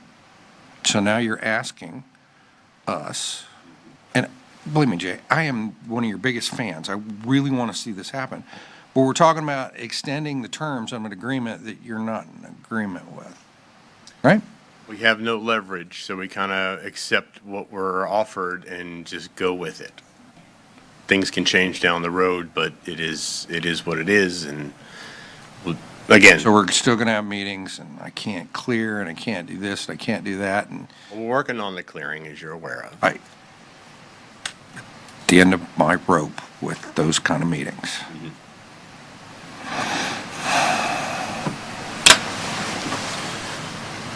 Commissioner Heatherington. I understand everybody's perspective. I align with a lot of Commissioner Campy's comments. I mean, and I also sense the frustration. I would say that what we would like you to see be successful and moving, and I think this is a staple in our community, and certainly you seeing the 4-H, this morning lead the pledge. It's something that our community needs. 2020 was a year with COVID, I think would have been impossible for anybody to get moving. But I think what I'm hearing from my colleagues is we would just like to see you moving and be successful. I think we all agree that we want the fair, we want you to be successful, and so I would personally agree with the extension, but again, we want to just see you moving along and becoming successful at it. Nobody more than I. And if I can just remind everybody that this is not about the fair. The fair is an event. It's its own entity. It has its own purpose in your community. But the fairgrounds, which we're trying to move and make bigger and better, are about the groups that use the facility. We service literally hundreds of thousands of people every year come through there for a variety of events. Most of them are nonprofits. We're not allowed to charge them really anything other than actual expenses. So we're not making any big revenue off of having these people and supporting our community, which we do. But it's about all those groups and what they do. I've got floats in the arena right now from Martin County High School, getting ready for the homecoming parade. After that will be the South Fork High School. We're taking PTA groups, 1,200 kids at a time over there because they're really not welcome into schools right now. So they're coming over to us for their activities. There's 50, 60 different nonprofits that come through there every year with thousands and thousands and thousands and thousands of people. So it's the grounds getting this thing together is a community thing. We are a public nonprofit. Everything we own belongs to the taxpayer. Every hammer, every bench. If the fair goes out of business, the county gets all of our funds, our bank accounts and everything. That's how this whole fair laws are kind of set up. We're a different kind of nonprofit. So we're here to support the community. We just need to do it bigger and better in this community, and we just need some help finding the funding to do it, and had some struggles with that so far. Well, Because we don't want to move. If you look at some of the funding, we were just in Washington DC, but I don't know if some of that new Department of Interior, IR, whatever funding, but they are investing in parks and recreation, and I don't know if your project would qualify in particular areas, but I do see more money coming down through with that nature, but I think it's very imperative that your capital campaign get moving and be successful as well. I need just someone to help clarify. Years ago, when we sort of embarked on this generation of moving the fairgrounds, because there's been two, at least as long as I've been doing this, iterations of that prior to this, did we not commit as a county to doing water and sewer connection to the property and access off of Citrus? Yes. We committed to three things. One was bringing the water and sewer lines not just to the edge of the property, but to the center of the property. One was creating a driveway from Citrus north to the center of the property. And the third was the turning lanes and left and right turning lanes and center turning lanes out on Citrus. The bringing over the Indian Town High School works on some of the turning lane issues, I guess, and some of the Citrus potentially. And at the time, we discussed that they had probably 8 years left on their lease in the city. And if we could, when I say the city, I mean east. And what I thought our vision is that if we were able to transition the fair out there quickly enough, we could then figure out something to do with that property, either keep some of it for ourselves, sell some of it, keep it all, sell it all. That would have been our decision, having nothing to do then with the fair. And then some of those funds could have offset that. The other thing to think about is the fact that, we do libraries and parks and beaches and boat ramps and everything else for the enjoyment of our residents, but and again, the fair is 10 or 12 days or whatever it is, but all of the other activities that took place on this location, I agree with what Commissioner Jenkins said, and I just know that I didn't bring it up anymore, and I know that the fair, Mr. Spicer and the fair, is I felt some of the bars, and look, with all due respect to my friend, Attorney Woods, I thought some of the requirements on that lease to Commissioner Hurd's point, that is, you are being a steward and, aggressively protecting our assets. I thought some of those bars were high. I think, we've all done some much minor fundraising compared to that. If you don't have a lease in hand, it's hard to go to people and ask them for millions of dollars when you are still pending a lease. We spent a couple $1 million extra a little while ago on the Sandspread boat ramps because everything's more expensive. It's what Commissioner Hurd just read off of the requirements. Some of those were in the spring of 2020, in the beginning of the pandemic. Nothing was happening for 2 years. Nobody was doing anything. So you'd have to, if we exclude those 2 years from everything else, we'd have to exclude them from his responsibilities. I just think that we've made clearing much more difficult than it needed to be. He's had people that had been, there to work on even the C-44 reservoir. Some of those folks that were already, set up to work on other projects could have come over and participated, but we couldn't get there. I've been working on this even back when Ms. Lanahan was here, and I know that when I have pushback with our county staff, only as a single commissioner, it's a challenge. Some of our other not-for-profits that have had opportunities to have county-owned facilities, whether it's the Children's Museum or others. The Children's Museum existed. I remember when we negotiated that. That was a physical structure already. It wasn't that hard for them to come in and rehab the entire thing. But I also remember the conversation when we were going to do the Elliott Museum, and they said, look, we have to have, what do they want, a 50-year lease? And we were trying to do a shorter lease, and they told us that their donors were not going to lend millions of dollars or donate millions of dollars to a 30-year lease. They needed a 50-year lease. So, I don't want to put so much of this completely on some kind of that Mr. Spicer or the association failed. I think some of it was challenging, and I don't mean to disrespect our staff, but if I was, it's a matter of opinion. I'm not a lawyer, but I would have negotiated a different kind of lease personally that made it a little more easy for them to get there. I think that this, like I said earlier, is not a group that just showed up and said, hey, do us a favor. This is a pillar of the community with thousands of our residents have fond memories of participating in this. Not the 10 days of the county fair, of the whole year. I built floats with my kids there in those covered things. I went to plenty of events. You just had they just had candidate debates. I've been there when we cooked turkeys with the firefighters, assembled bikes with the firefighters during the whole thing with the Bahamas, when we used that as a facility to submit all that food. I think this is an important thing, and I'm just desperate that we get it built in our terms, because it'll be something wonderful for us to have as a legacy. I have a motion, and we don't have a second. Oh, I'll second the motion. And Don, just for clarity, the question I asked. So we agreed to $1.5 million? Yeah, so let's, we agreed to, exactly as stated, to construct an entry road, provide water and sewer to the site. When the board affirmed and the fair released that portion out of the lease option for the high school, that we are moving forward with that project, which is working with the high school on the construction of the entrance road.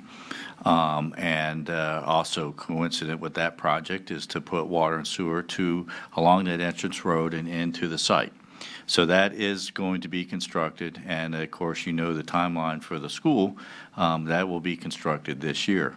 Their goal is to have it completed and open for the school. So that funding, the board committed in the CIP. That funding, the board also committed with the actual lease that we gave to Indian River State College Board of Trustees is also in effect. So we have obligated ourselves in concept with the fair and an actual contract under a lease with the college. So that's moving forward. And the only reason I asked that, I forget who said it, that there wasn't any county commitment to this project, and there has been since day one, or at least 3 or 4 years ago. And I don't want that to get lost on anybody's conversation, that we did 3 years ago say, we're in, we'll help get water and sewer, we'll help get the infrastructure there, and so on. So I just didn't want that little detail to get lost, because it was said somewhere in the conversation and I lost track of it. But I think that's important to remember. And I know Ms. Woods had her light on, but I'm going to ask you to turn that off and just say that There's a motion. Yes, and that's why we would like to just leave it Commissioner alone. Hurd, did you have any final Yeah, comments? just a question. So we committed to extending water and sewer. We committed to putting in turn lanes. We committed to building a road. So we're the only ones who have made investments. And how much so far have we spent of taxpayer dollars in order to be good partners? So what we've committed to is roughly, I think, $1.5 million worth of constructible items. The actual amount spent to date is on the design plans that I believe Public Works is working on. And Jim, you don't need to add anything to it, but that's where we are right now. Well, it's not $1.5 million, is it? It's, if we're doing water and sewer, turn lanes, and a road, it's way more than $1.5 million. Probably closer to 5 million, maybe more. Well, you tried, Don. I did try. No, you're good, Jim. But I think the point is we have made commitments in our CIP, and of course, we can give you an update on that. But the county is moving forward with the high school on the construction of those elements that we promised. I get that. My point is that we need to have these contracts need to be honored. So we commit to making improvements for infrastructure, and we're the only people who are living up to our commitments with taxpayer money. Commissioner Campy? Thank you. I think the key word in Commissioner Hurd's comments is commit. We didn't do anything. Several years ago, we committed, just like the fair committed. We did not bring water and sewer to the property until the high school was on the site, and then we jumped, rightfully so, I'm a big fan of the high school. We didn't bring water and sewer, start water and sewer, design water and sewer, plan water and sewer for anything for the fair. It's for the high school. We did not do any work on Citrus in terms of turning lanes. We did not do any work on the property in terms of a driveway. Those are just words on paper and verbal commitments, the same thing that we've heard from the fair. So we didn't spend a single penny of taxpayer money until the high school's plan showed up on the site. We didn't expend $1 for the Fair Association, so that is a misrepresentation that we have somehow, we've committed and done these things. We haven't spent a penny. We were talking just like the fair is talking, and we have a lot more money in our bank account than the fair does. The fair has only asked, as far as I remember, and correct me if I'm wrong, Mr. Spicer, is the ability to get a clearing permit. And then there was a couple other things, and then they asked, like I mentioned earlier, that once we carved out the acres for the high school, that then disrupted their entire site plan, and all the work that they had paid for disappeared because now their plan is no longer valid because it doesn't have that site. So then they talked about shifting us over, which has not even been a topic of conversation. So I don't think we've have hurt the taxpayers or anything like that. We haven't done a single thing for the fair except talk to them about this thing. And we should be, I agree with Commissioner Jenkins. It's a lot of talking, not a lot of action. Elvis Presley has a song about it. Call a vote, please. I'm ready. Clear on the motion. The motion is, as I understand it, was to approve the 2-year extension to the date was 2 years from today or 2 years from? November 15th, 2024 would be the. Fantastic, and that's the motion. Correct, everybody understand? All in favor of the, well, sorry, anybody from the public wish to comment on this item? Seeing none, back to the board. All in favor of the motion, say aye. Aye. All is opposed? Motion carries unanimously. Mr. Spicer, good luck. Thank you. We'll see you soon. We'll, get on it. Carla? We'll get those hammers going. Okay, we have reached the end of our agenda. We are not quite at 5:05, but we will take up public comment for the end of our agenda. Is there anybody here that would like to speak on public for the end of this agenda? And if not, we will take about a 12-minute break, and we will come back at 5:05, and we will take up the budget hearing for final budget hearing.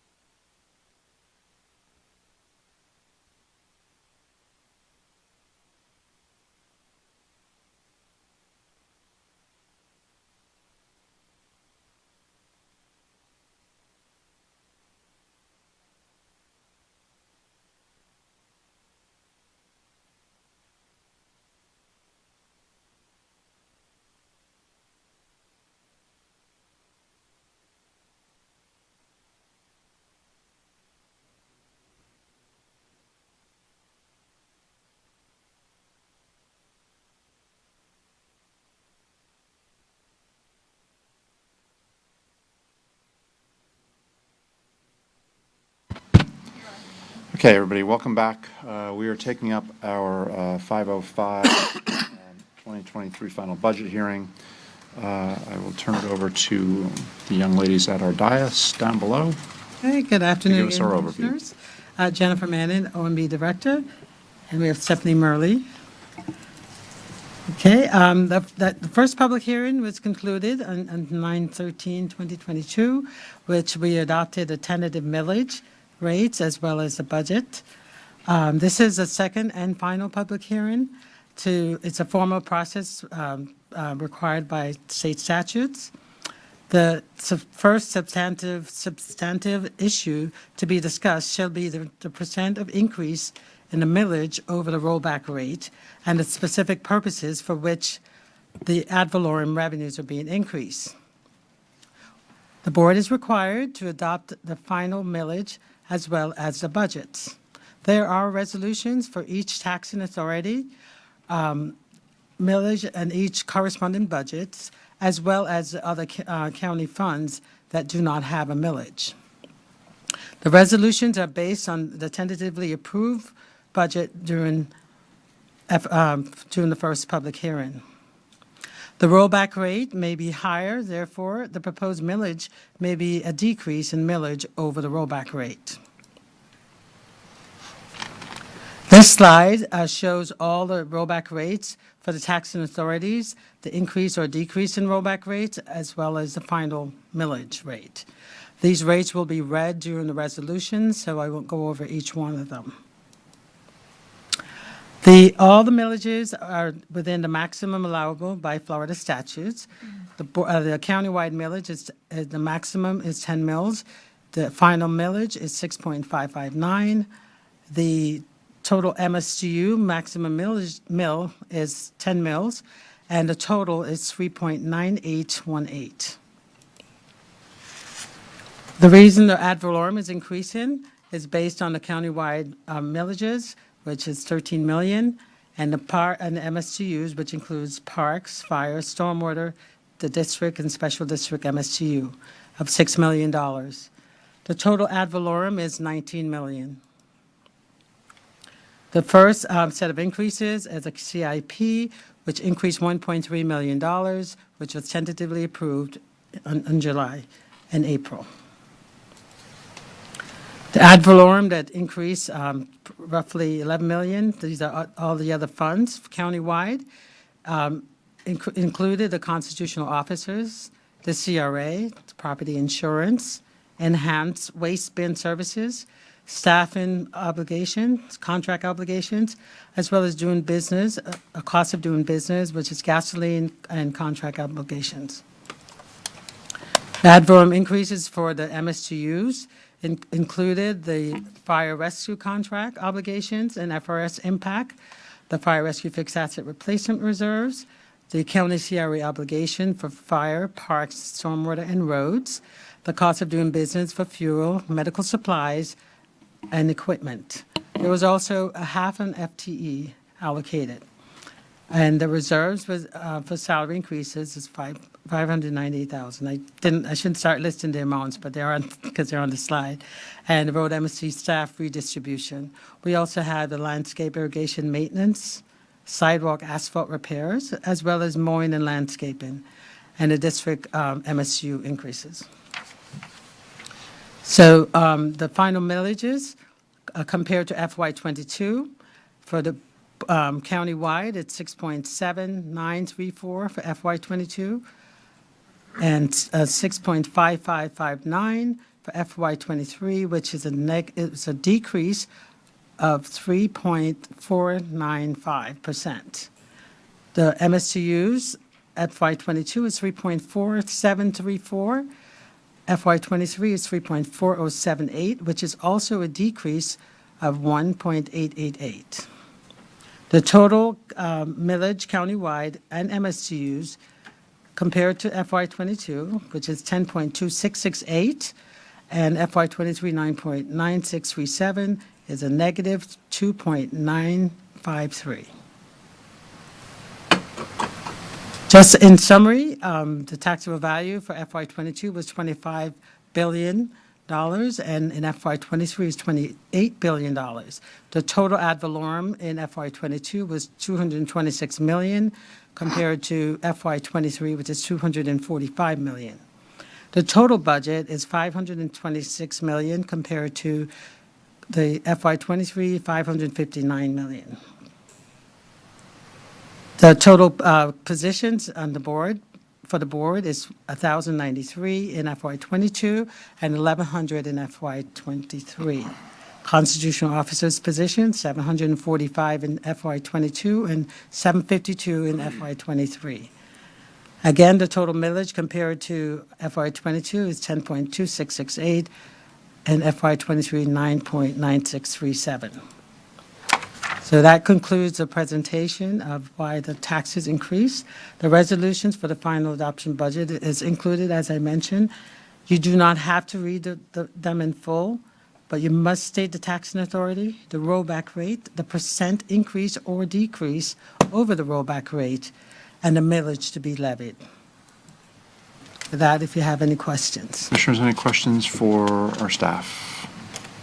Hearing none, seeing none.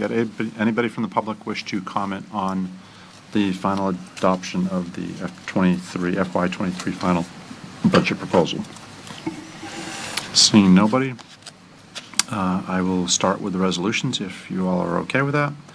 The first resolution, item A, is Taxing Authority Board of County Commissioners countywide rollback rate 6.1971, percentage of increase over the rollback rate 5.79, final millage rate to be set at 6.5559. This is where somebody makes a motion. And a second. I was the seconder. Oh, I'll make the motion, I guess. Reno. Somebody else can. All right. Okay, we have a motion and a second. Any further discussion? All in favor of the motion, say aye. Aye. All is opposed? Opposed. Motion carries 4-1 with Commissioner Hurd dissenting. Item B, Taxing Authority, Board of County Commissioners countywide, fund total $669,877. Move to accept. Second. We have a motion, we have a second. Any further discussion? All in favor of the motion, say aye. Aye. All is opposed? Opposed. Motion carries 4-1 with Commissioner Hurd dissenting. Item C, District 1 MSTU Taxing Authority, District 1 MSTU, rollback rate .0708, percentage of increase over the rollback rate 11.58, final millage rate to be set at .079. Move to approve. Second.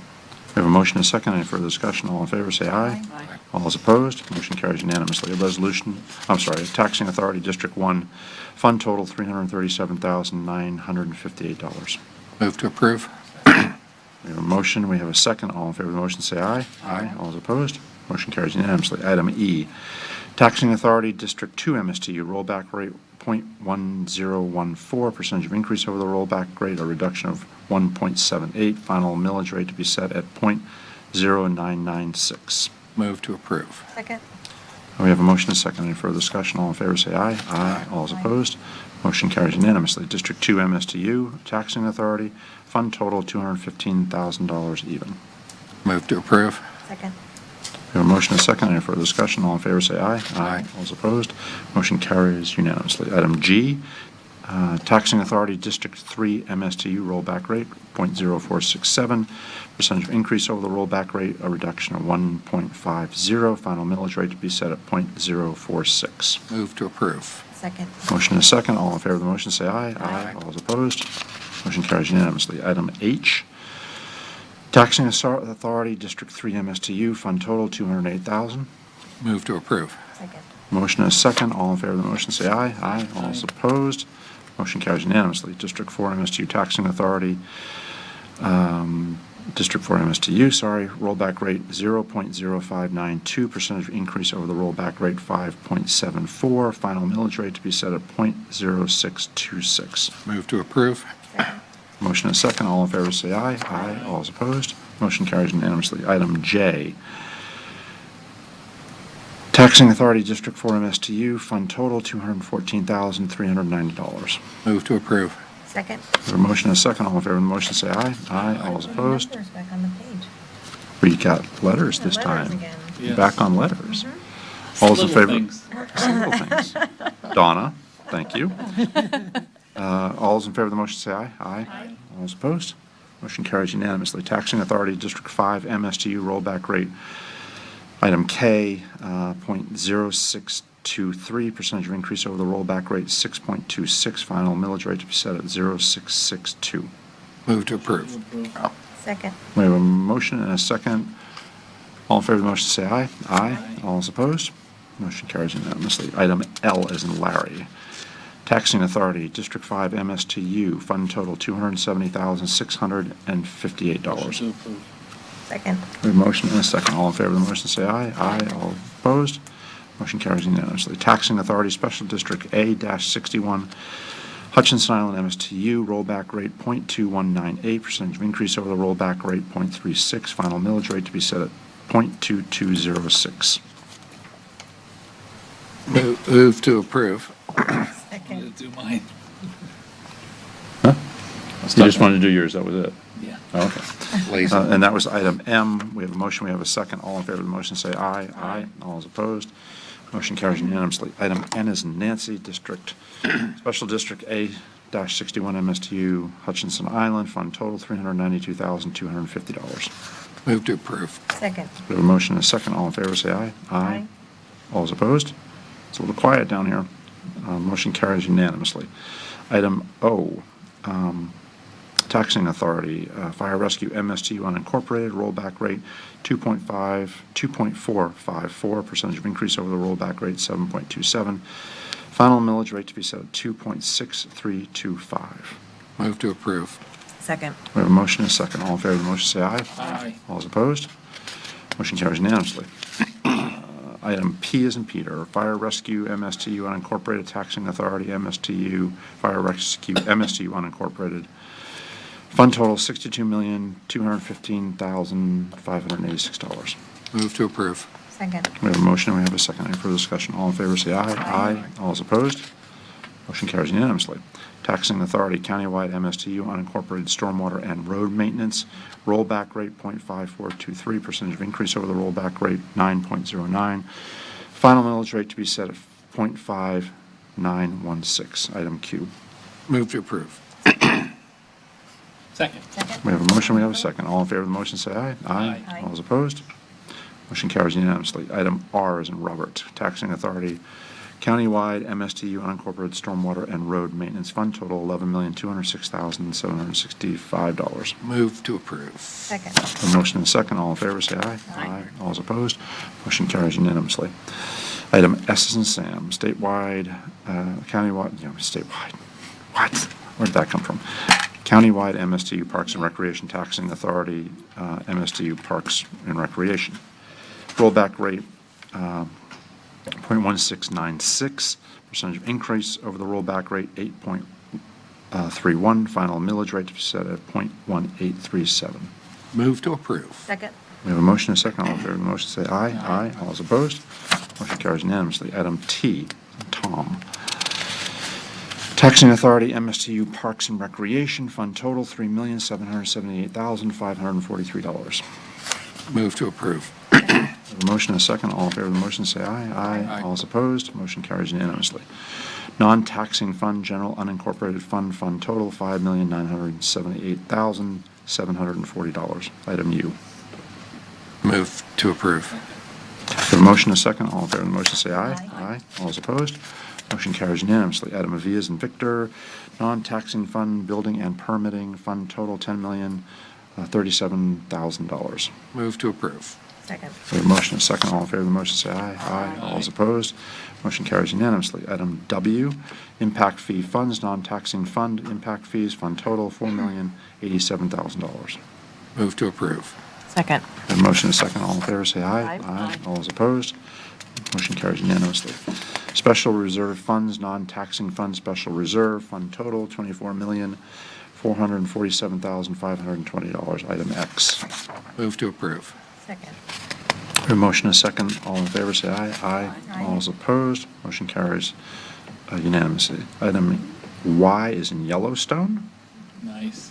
Oh, a popular topic. Grant funds, non-taxing fund grants, fund total $860,598. Move to approve. Second.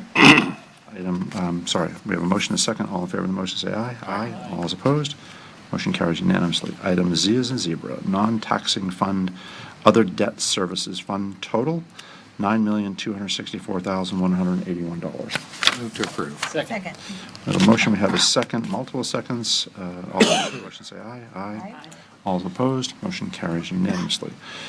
Item double A, non-taxing fund, other capital projects fund total, $13,716,610. Move to approve. Second. Motion is second. All in favor of the motion, say aye. Aye. All is opposed. Motion carries unanimously. Non-taxing fund, utility enterprise fund total, $96,463,939. Move to approve. Second. That was item double B. We have a motion, huh? Huh? I know. I'm getting there. No, on the last one. All in favor, on double B?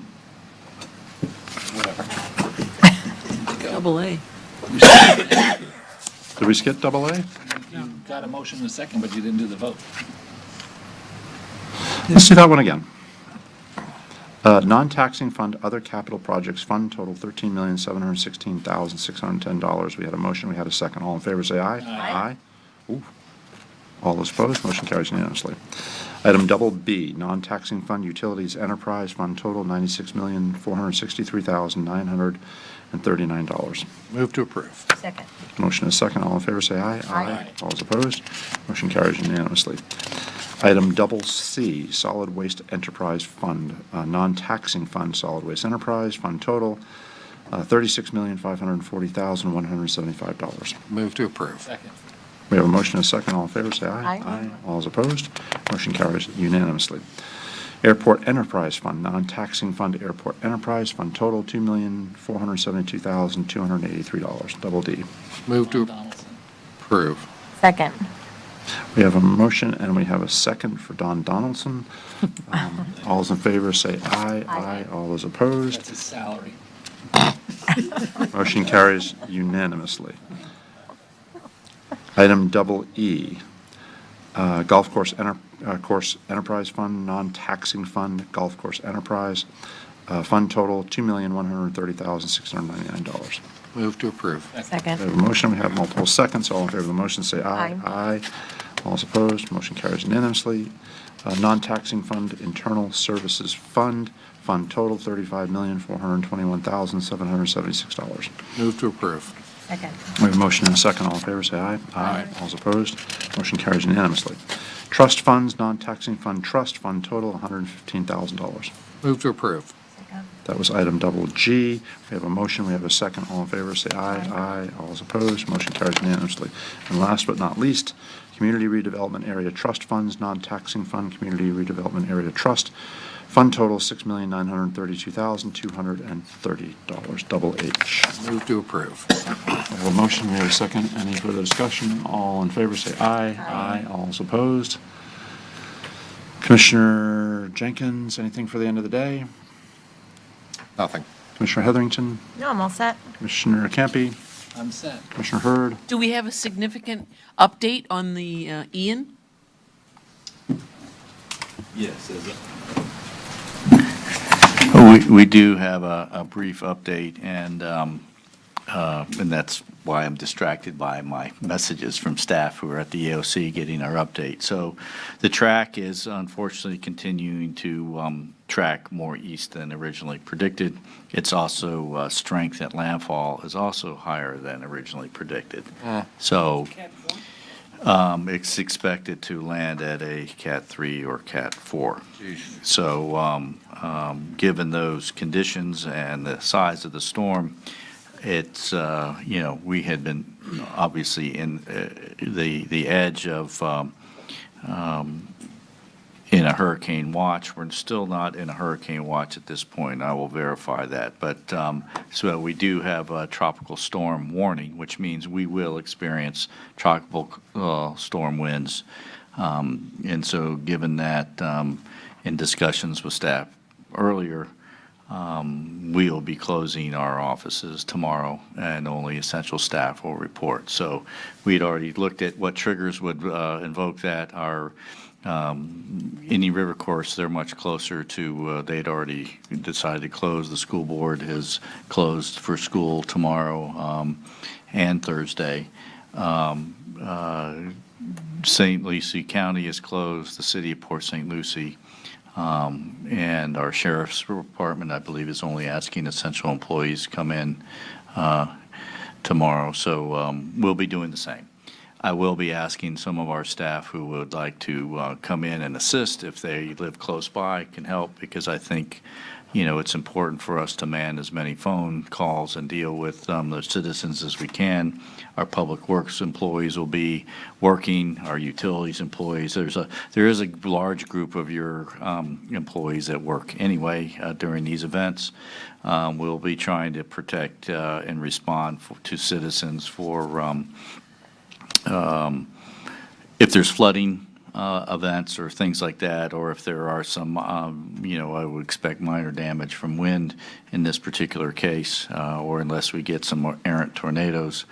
So we will be prepared to respond to that and try to. So the other issue is that because the National Hurricane Center and our National Weather Service has predicted that Martin County's probability of any kind of extreme weather was low, they've been staging equipment here to prepare to respond to those communities that will be impacted by the storm.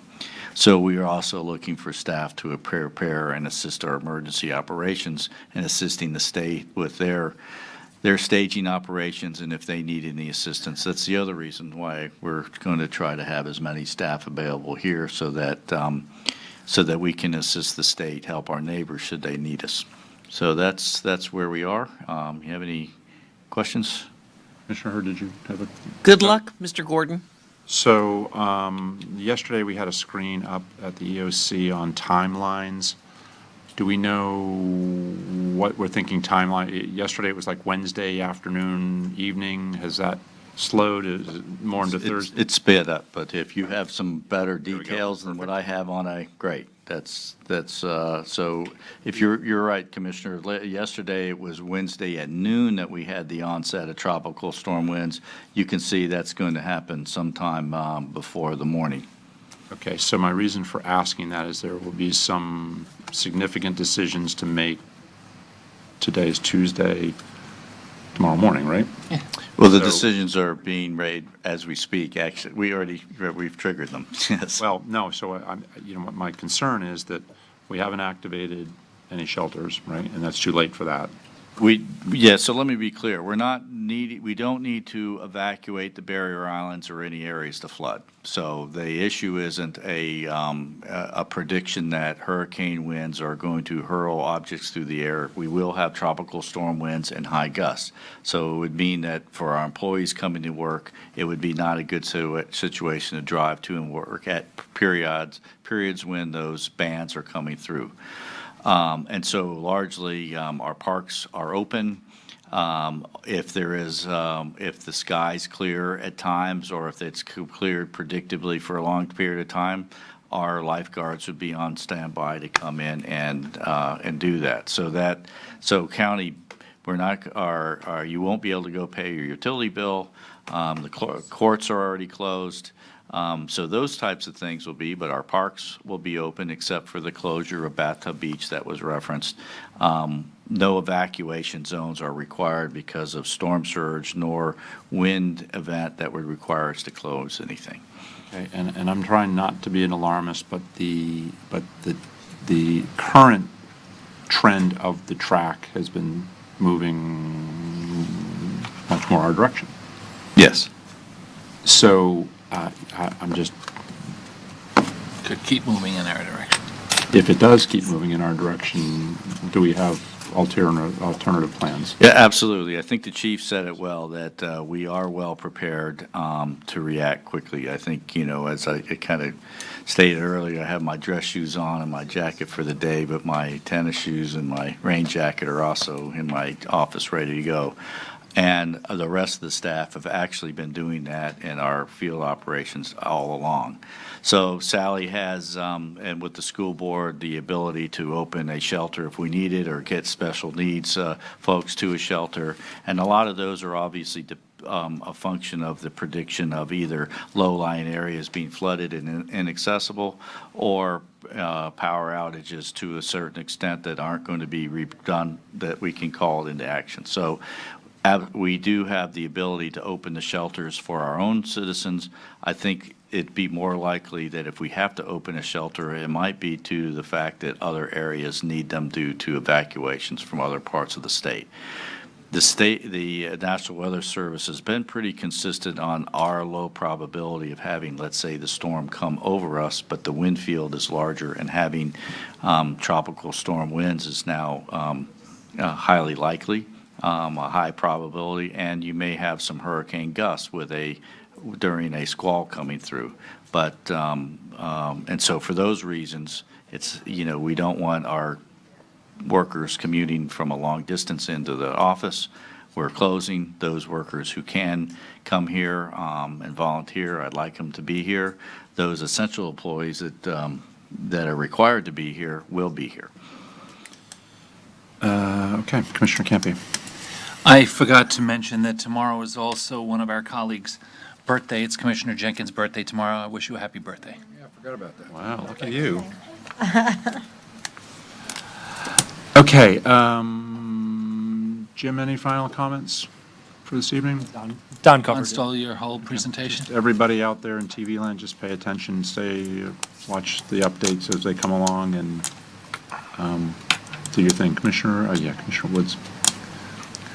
Thank you. Attorney Woods, sorry. No, that would be wrong.